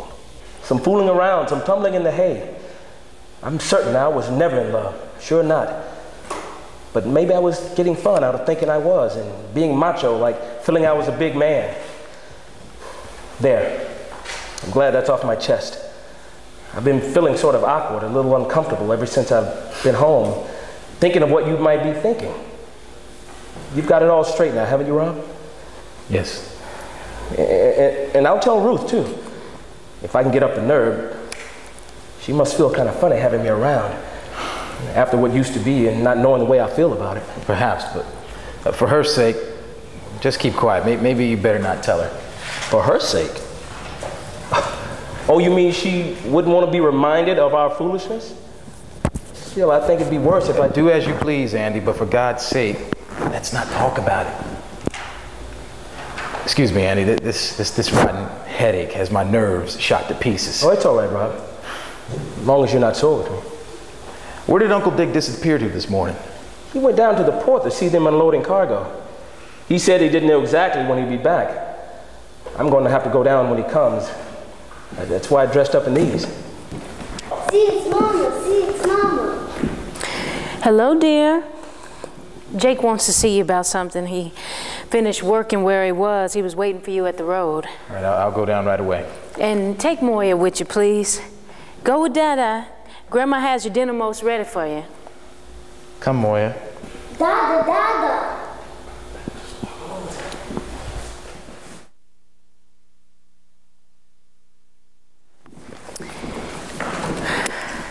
I'm gonna sit down here, Andy, and be like old times. So fine and cool up here after the house. Yeah, it's great. I'm taking a holiday in honor of you arriving. Feel so free, like I have to have wings to fly over the sea. You're a man. You can't know how awful stupid it is, a kitchen, cooking, and washing dishes all the time. Yeah, I can guess. Besides, your mother just insisted on getting up your first dinner to home. She's that happy at having you back. You think I was planning to poison you the way she shooed me out of the kitchen. Yeah, it's just like Mom, bless her. She missed you terrible, Andy. We all have. And you can't deny the farm, too, after what I showed you and told you while we was looking over the place this morning. Things are pretty run down, that's a fact. It's got to be too darn hard on Rob. It was his own fault. He never takes any real interest in things. Well, you can't blame him. He wasn't born for the farm. But I know he's done his best for your sake and the old folks and the little girl. Yeah, I suppose he has. But thank the Lord, all them days are over now. The hard luck Rob's always blaming won't last long when you take hold, Andy. All the farms ever needed was someone with a knack of looking ahead and preparing for what's going to happen. That's too bad. Rob hasn't got that. He's frank to own up to that himself. I'm going to try and hire a good man for him, an experienced farmer, to work the place on a salary and percentage. That'll take it off Rob's hands, and he needn't be worrying himself to death anymore. He looks all worn out, Ruth. He ought to be careful. Yeah, I suppose. Why do you want to hire a man to oversee things, Andy? It seems as if now that you're back, it wouldn't be needful. Oh, of course. I'll attend to everything while I'm here. It's for after I'm gone. Gone? Yes, when I leave for South Africa again. You going away to sea? Again? Not to sea, no. I'm through with the sea for as good as a job. I'm going to Cape Town and get into the diamond mining business. But Cape Town, that's far off, isn't it? Well, 6,000 miles more or less. It's quite a trip. I've got a peach of a chance down there, Ruth. Ask Rob if I haven't. I've just been telling him all about it. And didn't he try to stop you from going? No, of course not. Why? That's just like him not to. Rob's too good a brother to try and stop me when he knows I'm set on a thing. And he can see just as soon as I told him what a good chance it was. And you're bound on going? Sure thing. Oh, I don't mean right off. I'll have to be on the lookout for cargo out of Charleston, and that may not be for quite a while. Anyway, I want to stay home and visit with you folks before I do go. I suppose. Oh, Andy, you can't go. You can't. Well, we've all been hoping and praying you was coming home to stay, to settle down on the farm to see things. You mustn't go. And think of how your ma would take on if you go, and how the farm would be ruined if you leave it to Rob to look after. With everything going to be mortgaged, you can see that. Rob hasn't done so bad. It'll be okay. And when I get a man to direct the things, farm will be safe enough. But your ma, think of her. Yeah, she's used to me being away. She won't object when she knows it's best for her and all of us for me to go. You ask Rob. In a couple of years down there, I'll make my pile, see if I don't. And then I'll come back and settle down and turn this farm into the best in the state. In the meantime, I can help you both from down there. You can phone or cable me anytime. I tell you, Ruth, I'm going to make good right from the minute I land. If working hard and determination can do it, and I know it can. I tell you, I feel ripe for bigger things than settling down here. The trip did that for me anyway. It showed me the world is a larger proposition than ever I thought it was in the old days. I couldn't be content any more stuck here like a fly in molasses. It all seems trifling somehow. You ought to be able to understand what I feel. Yeah, I suppose I ought. What did Rob tell you about me? Tell? About you? Why, nothing. Are you telling me the truth, Andy Mayo? Didn't he say No, he didn't mention you. I can remember. Why? What made you think he did? Oh, I wish I could tell if you were lying or not. What are you talking about? I didn't used to lie to you, did I? And what in the name of God is there to lie for? Are you sure? Will you swear it ain't the reason? The same reason that made you go last time that's driving you away again?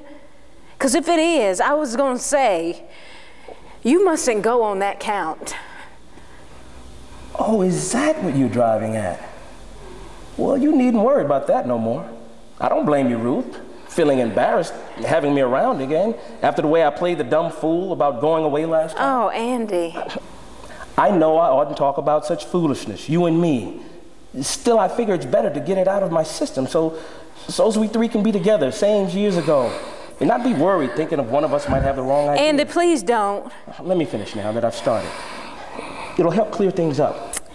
I don't want you to think once a fool, always a fool, and be upset all the time I'm here. I want you to believe I put all that silly nonsense back of me long time ago. And now it seems, well, as if you've always been my sister. That's what, Ruth. I respect you like a For sister. God's sake, Andy, won't you please stop talking? It seems as if I put my foot in my mouth whenever I open it today. Rob shut me up with almost the same words when I tried speaking to him about it. I thought you just told me. You told him what you told me? Well, sure. Why not? There's nothing bad. Oh, my God. Why shouldn't I have? Oh, I don't care what you told him, what you do. I don't care. Just leave me alone. Hey, look. Here they come back. And the captain's with him. How'd he come to get back so soon, I wonder? And Rob's got the baby with him. Gosh, I never saw a father so tied up in the kid way Rob is. He just watches every move she makes, and I don't blame him. You both got a right to feel proud of her. She's sure a little winner. And you know, I can see the likeness to Rob standing out all over her, can't you? But there's no denying she's sure a young one either. There's something about her. Oh, I have a headache. I don't want to talk anymore. Would you leave me alone, would you please? Everybody hereabouts seems to be on edge today. I'm beginning to feel like I'm not wanted around. Mama! Whew! I got great news for you, Andy. Let me get my breath first. Whew! God Almighty, mounting this damn hill is worse than holding course in a blower. I got to sit down a while. I didn't look for you this soon, Uncle. I didn't figure it either. But I run across a bit of news down to the seaman's house, made me bout ship and navigate back here to find you. What is it, Uncle? Passing by the home, I thought I'd drop in and let them know I'd be lacking a mate next trip, count of you leaving. Their man in charge of shipping asked after you special curious. Do you think he'd consider a berth of second on a steamer, Captain? He asked. I was going to say no when I thinks of you wanting to get back down to Cape Town. So I asked him, what is she and where's she bound? She the El Paso, a brand new tramp, he say, and she bound for Africa Gold Coast and all ports down to Johannesburg. Gosh, that's love. When did she go? Tomorrow morning. I didn't know if you'd be wanting to ship away again so quick, and I told him so. Tell him I'll hold the berth open for him until late this afternoon, he say. So there you be, and you can make up your own choice. I'd like to take it. Damn it. There may not be another ship for South Africa with a vacancy in months. Still, damn it all, tomorrow morning is too soon. I wish he wasn't leaving for a week or so. That'd give me a chance. It seems hard to go right again when I've just got home. And yet it's a chance in 1,000. What do you think, Rob? What would you do? He who hesitates, you know. It's a piece of good luck thrown in your way, and I think you owe it to yourself to jump at it, Andy. But don't ask me to decide for you. You go, Andy. You should go. Yeah, I guess I will. It'll be the best thing for all of us in the end. Don't you think so, Rob? Then that's settled. Yeah, I'm definitely going to take it. The sooner I go, the sooner I'll be back. That's for sure. And I won't come back with empty hands this time. You bet I won't. You ain't got much time, Andy. To make sure, you better leave here as soon as you can. I got to get right on back into town. You best come with me. I'll go to the house and repack my bag right away. You'll both be staying here for dinner, won't you? I don't know. Will there be time? What time is it now, I wonder? Ma's been getting dinner ready, especially for you, Andy. Oh, hell. And I was forgetting. Of course I'll stay for dinner. I've missed every damn ship in the world. Come on, Uncle. Walk down with me to the house and you can tell me more about the ship on the way. I've got to pack before dinner. You're coming soon, aren't you, Rob? Yeah, I'll be right down.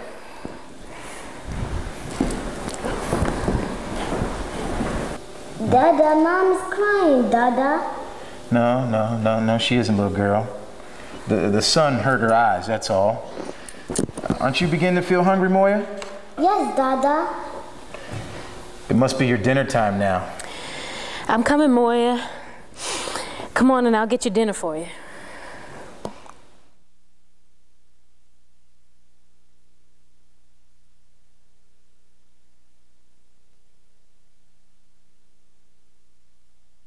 Act 3, Scene 1. The sitting room of the farmhouse about 6 o'clock in the morning of a day toward the end of October, 5 years later.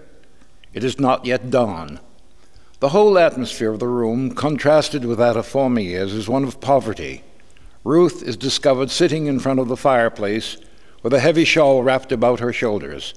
She has aged horribly, and when she speaks, her voice is low and monotonous, full evidence of the apathy in which she lives. Her mother is asleep, wrapped up in a blanket in her wheelchair. There is a sound from the open bedroom door in the rear, and a moment later Robert appears in the doorway, leaning weakly against it for support. His hair is long and unkempt, his face and body emaciated. His eyes are burning with fever. Shh. Ma's sleeping. I won't wake her. Come sit by the fire. You want me to get you a blanket? It's cold. No, I'm burning up. That's the fever. You know the doctor told you not to get up and move around. That old bonehead. He doesn't know anything. Go to bed and stay there. That's his only prescription. But how are you feeling now? Better. Much better than I've felt in ages. Really, I'm fine now. Only a little weak. It's the turning point, I guess. From now on, I'll pick up so quick I'll surprise you. And no thanks to that old fool of a country quack either. It's a damn poor excuse of a doctor. He's always tended us. Always helped us to die, you mean? He tended to Pa and Ma and the Moya.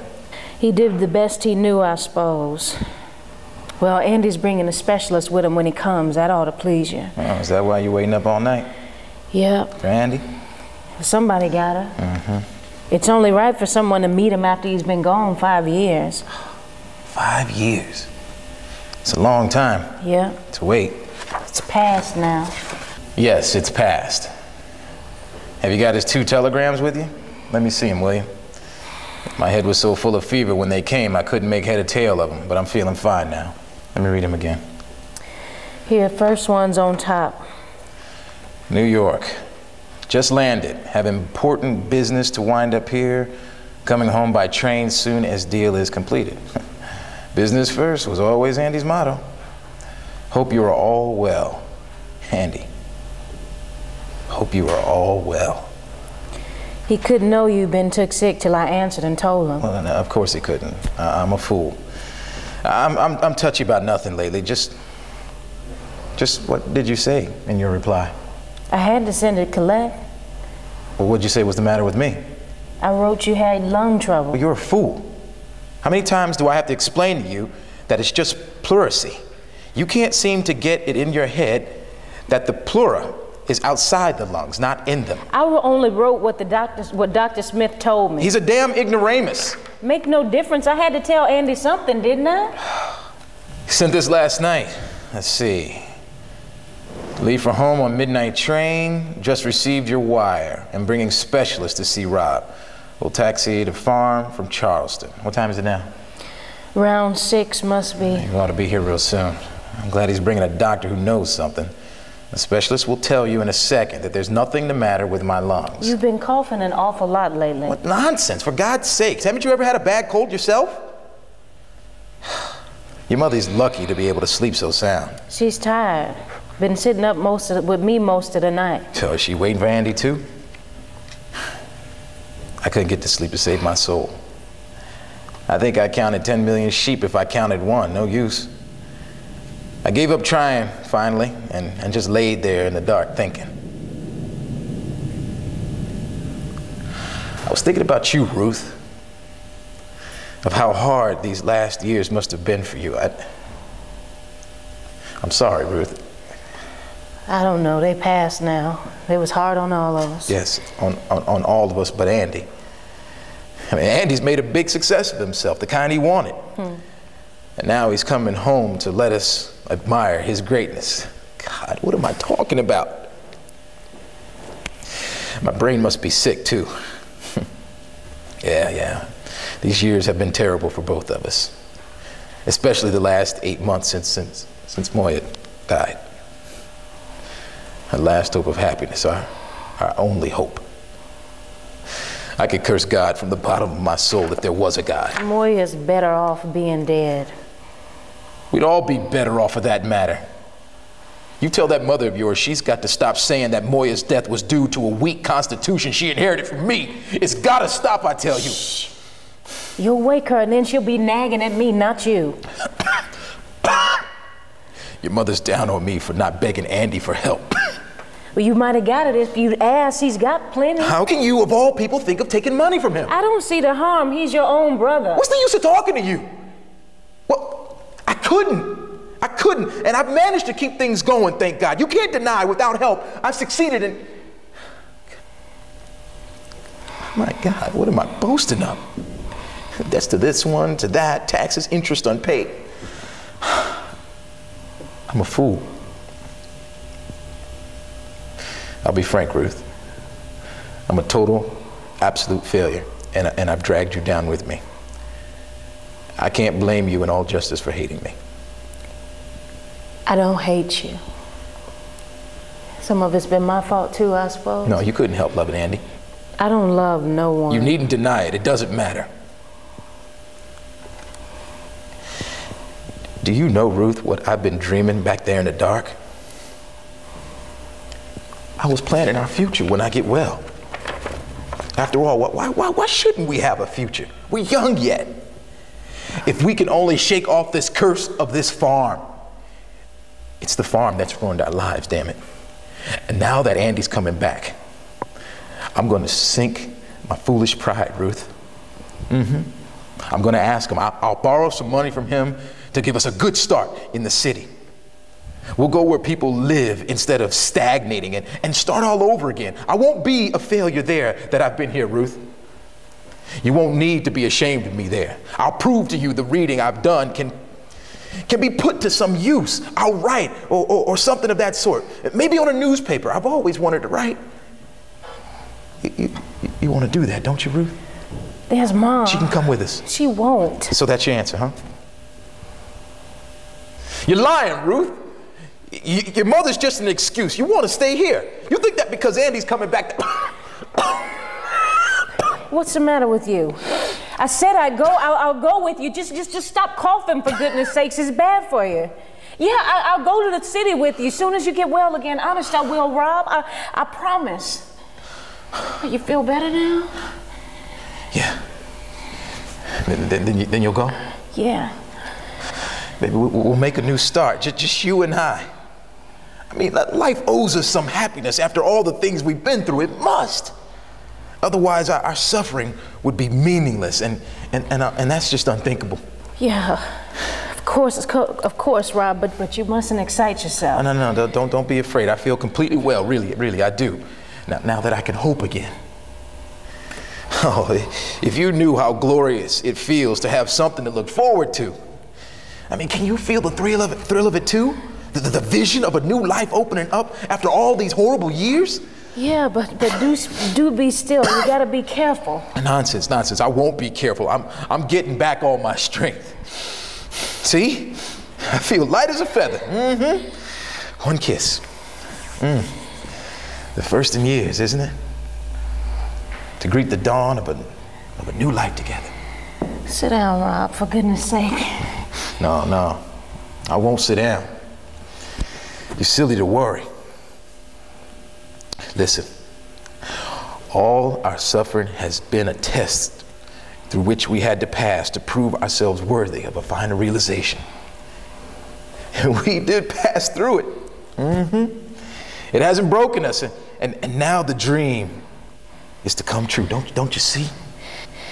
Yeah, Rob, but won't you go back to bed now and rest? No, I'm going out to see the sunrise, like in a dream I had. It's an omen of good fortune. Oh, no sun yet. It isn't time. All I see is the black rim of the damned hills outlined against the little grayness beginning. That's not a very happy sign, is it? But the sun will come soon. Please go to bed now, won't you, Rob? You don't want to be all wore out when the specialists come, do you? No, that's right. Yeah, he mustn't think I'm sicker than I am. And I feel as if I could sleep now. A good, sound, restful sleep. Mm-hmm. Yeah, what you need most.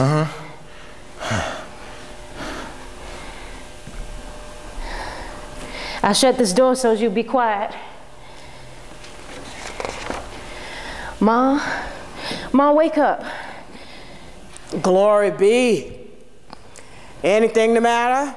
It was Rob. He's just been talking to me out here, and I told him to go back to bed. He acted funny, and his eyes looked so wild-like. And for that, you done woke me out of a sound sleep? Oh, Lord, and scared me near out of my wits. I was afraid because he talked so crazy, and I couldn't get him to quiet down. I didn't want to be alone with him while he was that way. Lord knows what he might do. What help I'd be to you and me not able to move a step? Why didn't you holler or run and get Jake? Jake ain't here. He quit last night. Ain't been paid in 3 months. You can't blame him. What decent person come to work in a dump like this? And for nothing. Oh, Lordy, I wish you'd never married that man. You oughtn't talk like that now he's sick in bed. You knows very well, Ruth Mayo. If it weren't for me helping you on the sly out of my own little savings, you both been living in the poorhouse. And all on account of his pig-headed pride. Not letting Andy know the state things is here. A nice thing for me to be supporting him out of what little I saved for my last days. And me an invalid with no one to look to. Andy'll pay you back, Ma. You'll see. I can tell him so Rob will never know. What Rob think you and him was living on? I'd like to know. He didn't think about it, I suppose. But he just saw he made up his mind to ask Andy for help when he come. Getting late. Andy ought to be getting here directly. You think this special doctor do Rob some good? I don't know. For mercy's sake, it's cold. I'm shivering. Can't you put up the heat? Don't go on. The oil tank's empty. I'm most freezing. Put some wood into the fire. Don't talk so loud, Ma. Let him sleep if he can. This is the last of the wood. I don't know who we can get to cut more now that Jake's left. It's getting gray out. Look like it's gonna be a nice day. Must have been a heavy frost last night. We're really paying for the spell of warm weather we've been having. Shh! Listen, ain't that a car I hear? It's got to be Andy. Well, don't keep sitting here like a stupid idiot. Look at the state of this place. What this new doctor gonna think of us? Like a pig pen. Look at that filthy tablecloth. Gracious sakes. There's a clean one in the kitchen drawer. Go get it. No, come back and wheel me in there. I don't want Andy seeing me looking a sight. I'll lay down in the small room because you don't need me, and I'm dead tired. Hello, Andy. I've been waiting. I got here as soon as I could. This is my sister-in-law, Mrs. Mayo, Dr. Fawcett. Where's Rob? In there. Is he very bad, Ruth? Yeah, he's been getting weaker. Damn it. Come this way, doctor.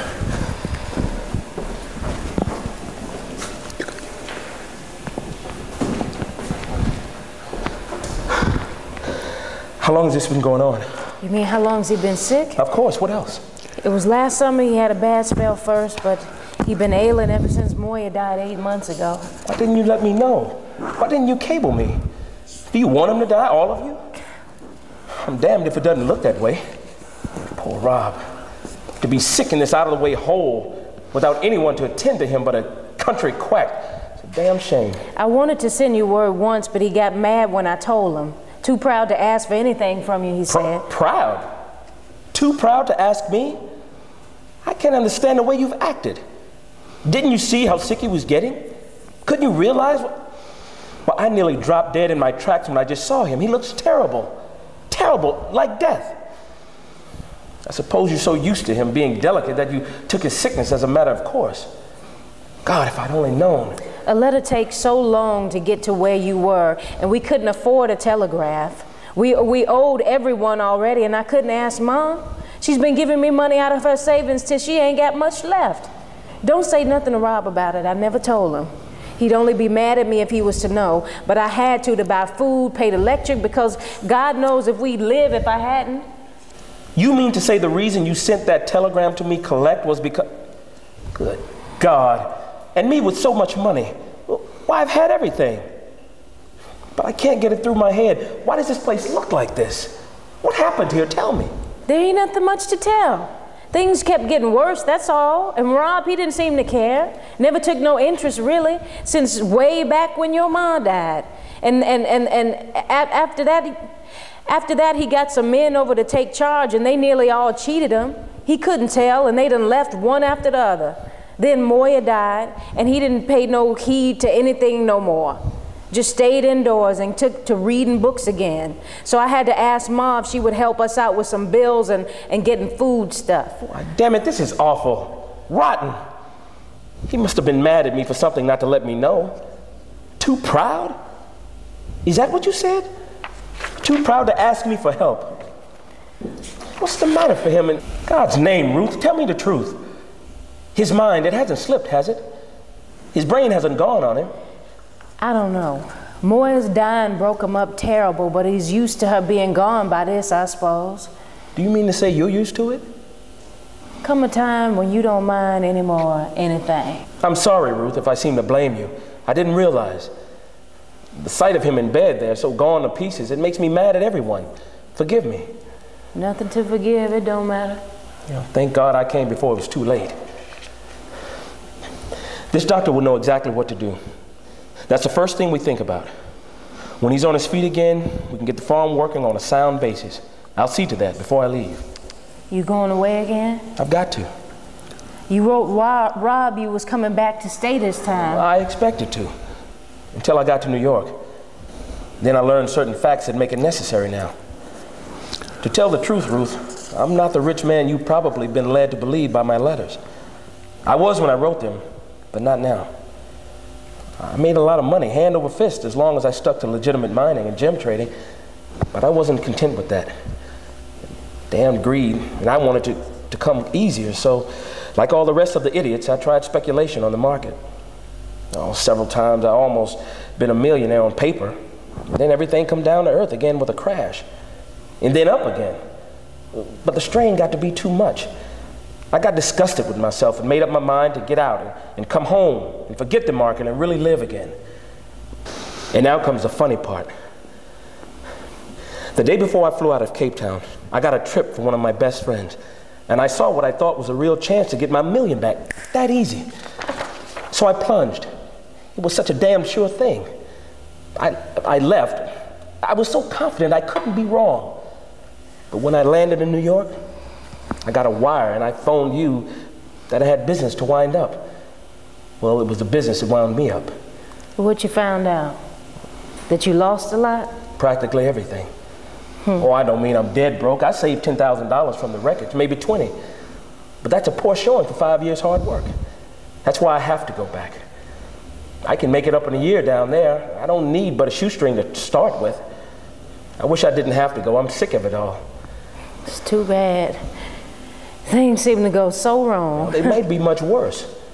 There's enough left to fix the farm before I go. I won't leave till Rob's on his feet again. In the meantime, I'm going to make some things fly around here. I need a rest. The kind of rest I need is hard work in the open, just like I used to do in the old days. Not a word to Rob about me losing all that money. You can see why. He's grown this touchy. He'll never accept a cent if he thought I was hard up, see? Yeah, I see, Andy. Doctor, come in. Won't you have a chair? No, thank you. I must catch the 9 o'clock back to the city. It's imperative. I've only a few moments. The case of your brother, Mr. May, was... perhaps it would be better if you and I know what you mean, Doctor.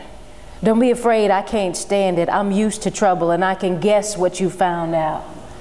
I guess Rob's gonna die. Ruth, shut up. I'm afraid my diagnosis of your brother's condition forces me to the same conclusion as Mrs. Mayo's. No, Doctor, surely. Unfortunately, he hasn't long to live. Perhaps a few days, perhaps only a few hours.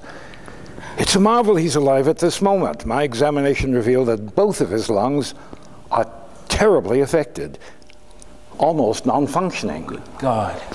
I'm sorry I have to tell you this. If there was anything that could be done... There isn't anything? Are you sure? It's too late. 6 months ago, there might have been a... But if we were to take him up to the Blue Mountains or out to Arizona... That might have prolonged his life 6 months ago, but now... Oh, Christ. You haven't told him this, have you, Doctor? I lied to him. I said a change of climate and... I must leave. Is this taxi still outside waiting? Yes, but wait a minute. There must be still some chance. Oh, there's always that last chance. The miracle. Goodbye, Mrs. Mayo. Goodbye. I'll walk out to the car with you, Doctor.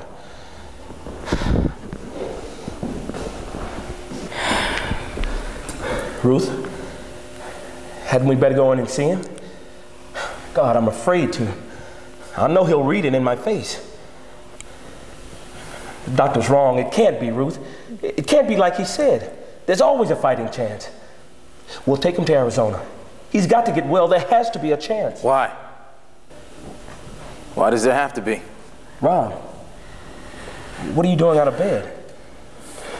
Get right back now and obey the doctor, or you're going to have a karate chop from me. Yeah, help me to a chair, please, Andy.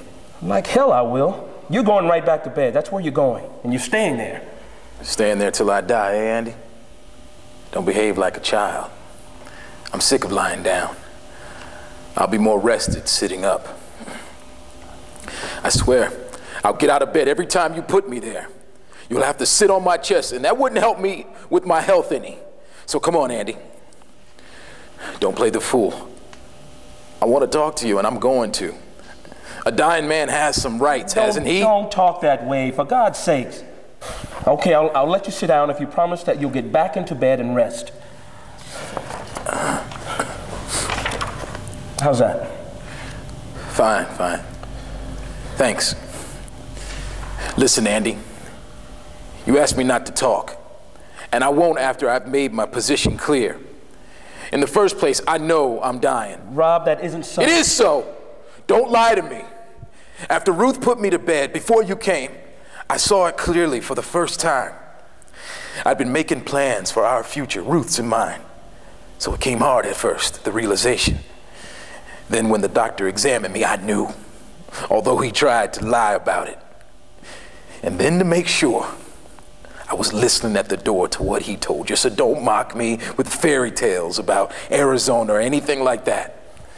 Because I'm dying is no reason you should treat me as if I was an imbecile or a coward.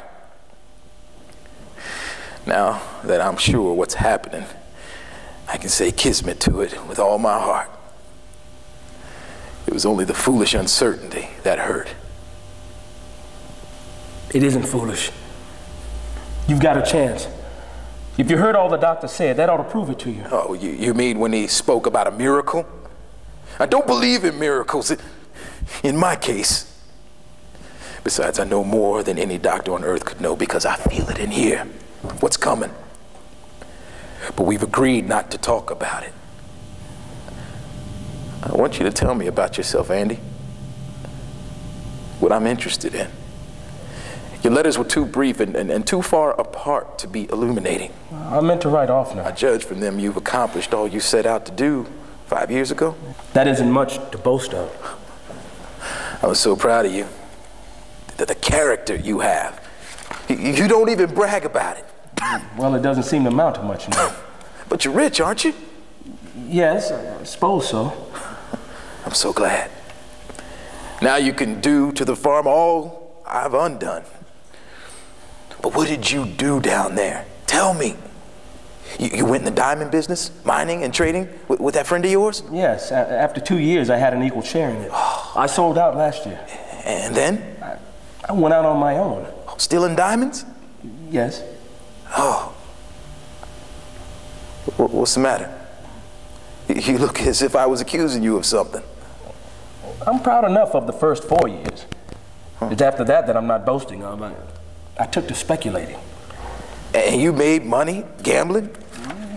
Yes. I've been wondering what the great change was in you. You, a farmer, to go gambling and speculating. There's a spiritual significance in that picture, Andy. Oh, Andy, I'm a failure, and Ruth's another. But we can both justly lay some of the blame for our stumbling on God. But you're the deepest dyed failure of all three of us, Andy. You've spent 8 years running away from yourself. Do you see what I mean? You used to be a creator when you loved the farm.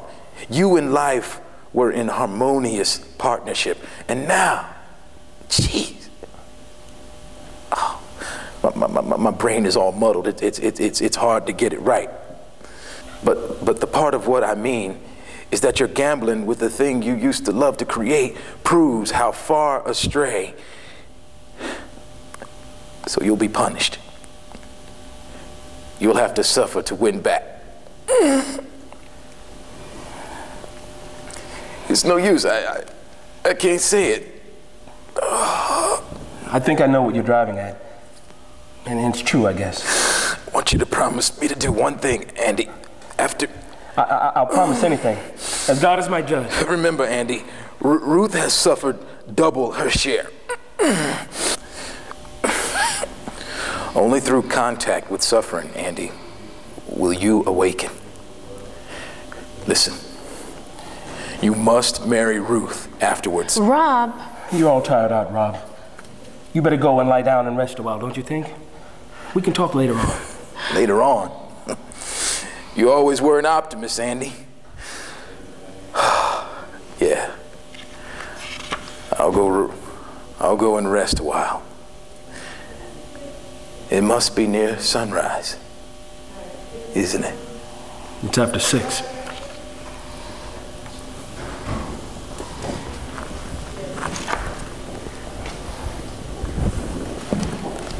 He's out of his mind, ain't he? A little delirious. That fever's doing that. God, what a shame. And there's nothing we can do but sit and wait. He was talking wild like he used to. Only this time it sounded unnatural, don't you think? I don't know. The things he said to me had a lot of truth in them. Even if he did talk them way up in the air, like he always sees things, still, why do you suppose he wanted us to promise we... His mind was wandering, I suppose.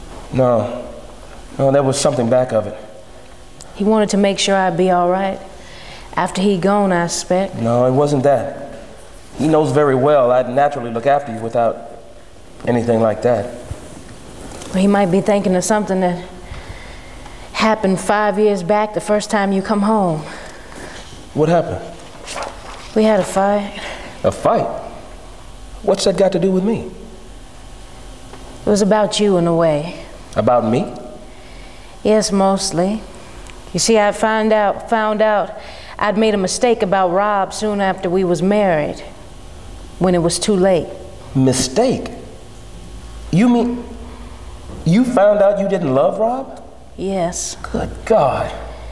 And then I thought that when Moya come, it'd be different, and I'd love him, but it didn't happen that way. And I couldn't bear with his blundering and book reading, and I grew to hate him almost. Ruth. Couldn't help it. No woman could.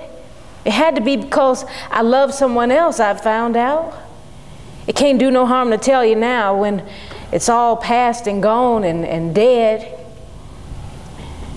You the one I really loved, Andy. Only I didn't come to the knowledge of it till too late. Ruth, do you know what you're saying? It was true. Then, how could I help it? No woman could. Then, you loved me that time I came home? I'd known your real reason for leaving home the first time. Everybody knew it. And for 3 years, I've been thinking. That I loved you? Yeah. Then that day on the hill when you laughed about what a fool you've been for loving me once, and then I knew it was all over. Good God, but I never thought. What, and did Rob? That's what I started to tell you. We had a fight just before you come, and I got crazy mad, and I told him all I just told you. You told Rob you loved me? Yes. You bitch, how could you do such a thing? I couldn't help it. I didn't even want to go on living and at the end of bearing things without talking. Then Rob must have known every minute I stayed here. And yet he never said or showed. God, how he must have suffered. Didn't you know how much he loved you? I knew he liked me. Liked you? What kind of woman are you? You got a brain in your head? Couldn't you have kept silent? What did you want to do, torture him? No wonder he's dying. And you lived together 5 years with this between you? We lived in the same house. Does he still think? I don't know. We never spoke a word about it since that day. Maybe from the way he went on, he supposes I care for you yet. But you don't. But you don't. It's outrageous. It's stupid. You don't love me. I don't know what love is anymore. Wouldn't know how to feel love even if I tried. And I don't love you, that's for damn sure. That such a rotten thing should come between Rob and me. Why, I love Rob better than anybody in the world. And I always did. There isn't a thing on God's earth I wouldn't have done to keep trouble away from him. And I have to be the very, God damn it. How am I going to face him again? What can I say to him now? He asked me to promise. What am I supposed to do? You can promise so that it ease his mind. And you don't have to mean anything. You mean lie to him now when he's dying? No. It's you who'll have to do the lying, since it's got to be done. You got a chance now to undo some of the suffering you brought on him. You got to go in there and tell him you never loved me. It was all a mistake, a lie. You only said it because you were mad and you didn't know what you were saying. Just something to get back at him. Tell him something, anything, that'll bring him peace. Put his mind at ease. He wouldn't believe me. You bitch! You've got to make him believe you. Do you hear? You've got to do it now. Hurry, before it's too late. Oh, for Christ's sakes. You owe it to him. Tell him. You'll never forgive yourself if you don't. Okay, I'll go.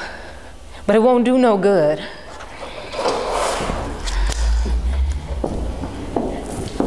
Rob? Rob, where are you? Andy? Andy, he's not in bed. He's not? He's gone. The bed's empty, the window's wide open. He must have crawled right through it out into the yard. Come on, he can't have got too far. Come on, hurry. Let's hope to God that... Act 3, Scene 2. A section of the country highway. The sky to the east is already alight with a thin, quivering line of flame spreading slowly along the horizon rims of the dark hills. Robert staggers weakly in. He stumbles into a ditch and lies there for a moment, then crawls with a great effort to the top of a bank, where he can see the sun rise, and he collapses weakly. Ruth and Andrew come hurriedly along the road. There he is. I knew it. I knew we'd find him here. I thought I could sneak out and you wouldn't know. Well, you don't fool us. And we're taking you right back where you belong, in bed. No, don't, Andy, don't. I tell you, please, please don't. You're in pain? No. I'm dying. I couldn't stay there in the room. Like as if all my life I've been cooped up in a room. So I thought I'd try to end it like I might have, like I should have, if I had the courage. And end up now alone in a ditch by the open road, watching the sunrise. Rob, don't talk. You're wasting your strength. Rest a while and then we'll carry you. No, you still hoping, Andy. Don't. Time comes, you got to give up. And you know that. The sun comes so slowly. Remember the doctor told me to go to where? Some far off places and I'd be cured. He was right. That was the cure. Is it too late? Rob. Oh God, God. Don't feel sorry for me, Andy. Don't you see that I'm happy at last? I'm free. I'm free. Freed from the farm. I'm free to wander on eternally. Look, the sun. Isn't it beautiful there beyond the hills? And the voices, can you hear them? They're calling me to come, to know the beauty of the land and the forest and the rivers. And this time I'm going. It's the start of my voyage beyond the horizon. And you ought to be glad, Andy. Glad for my sake. Andy, you promised. Remember Ruth. I'll take care of her, I swear to you. She suffered. And Andy, only through sacrifice. The secret. Beyond there. The sun.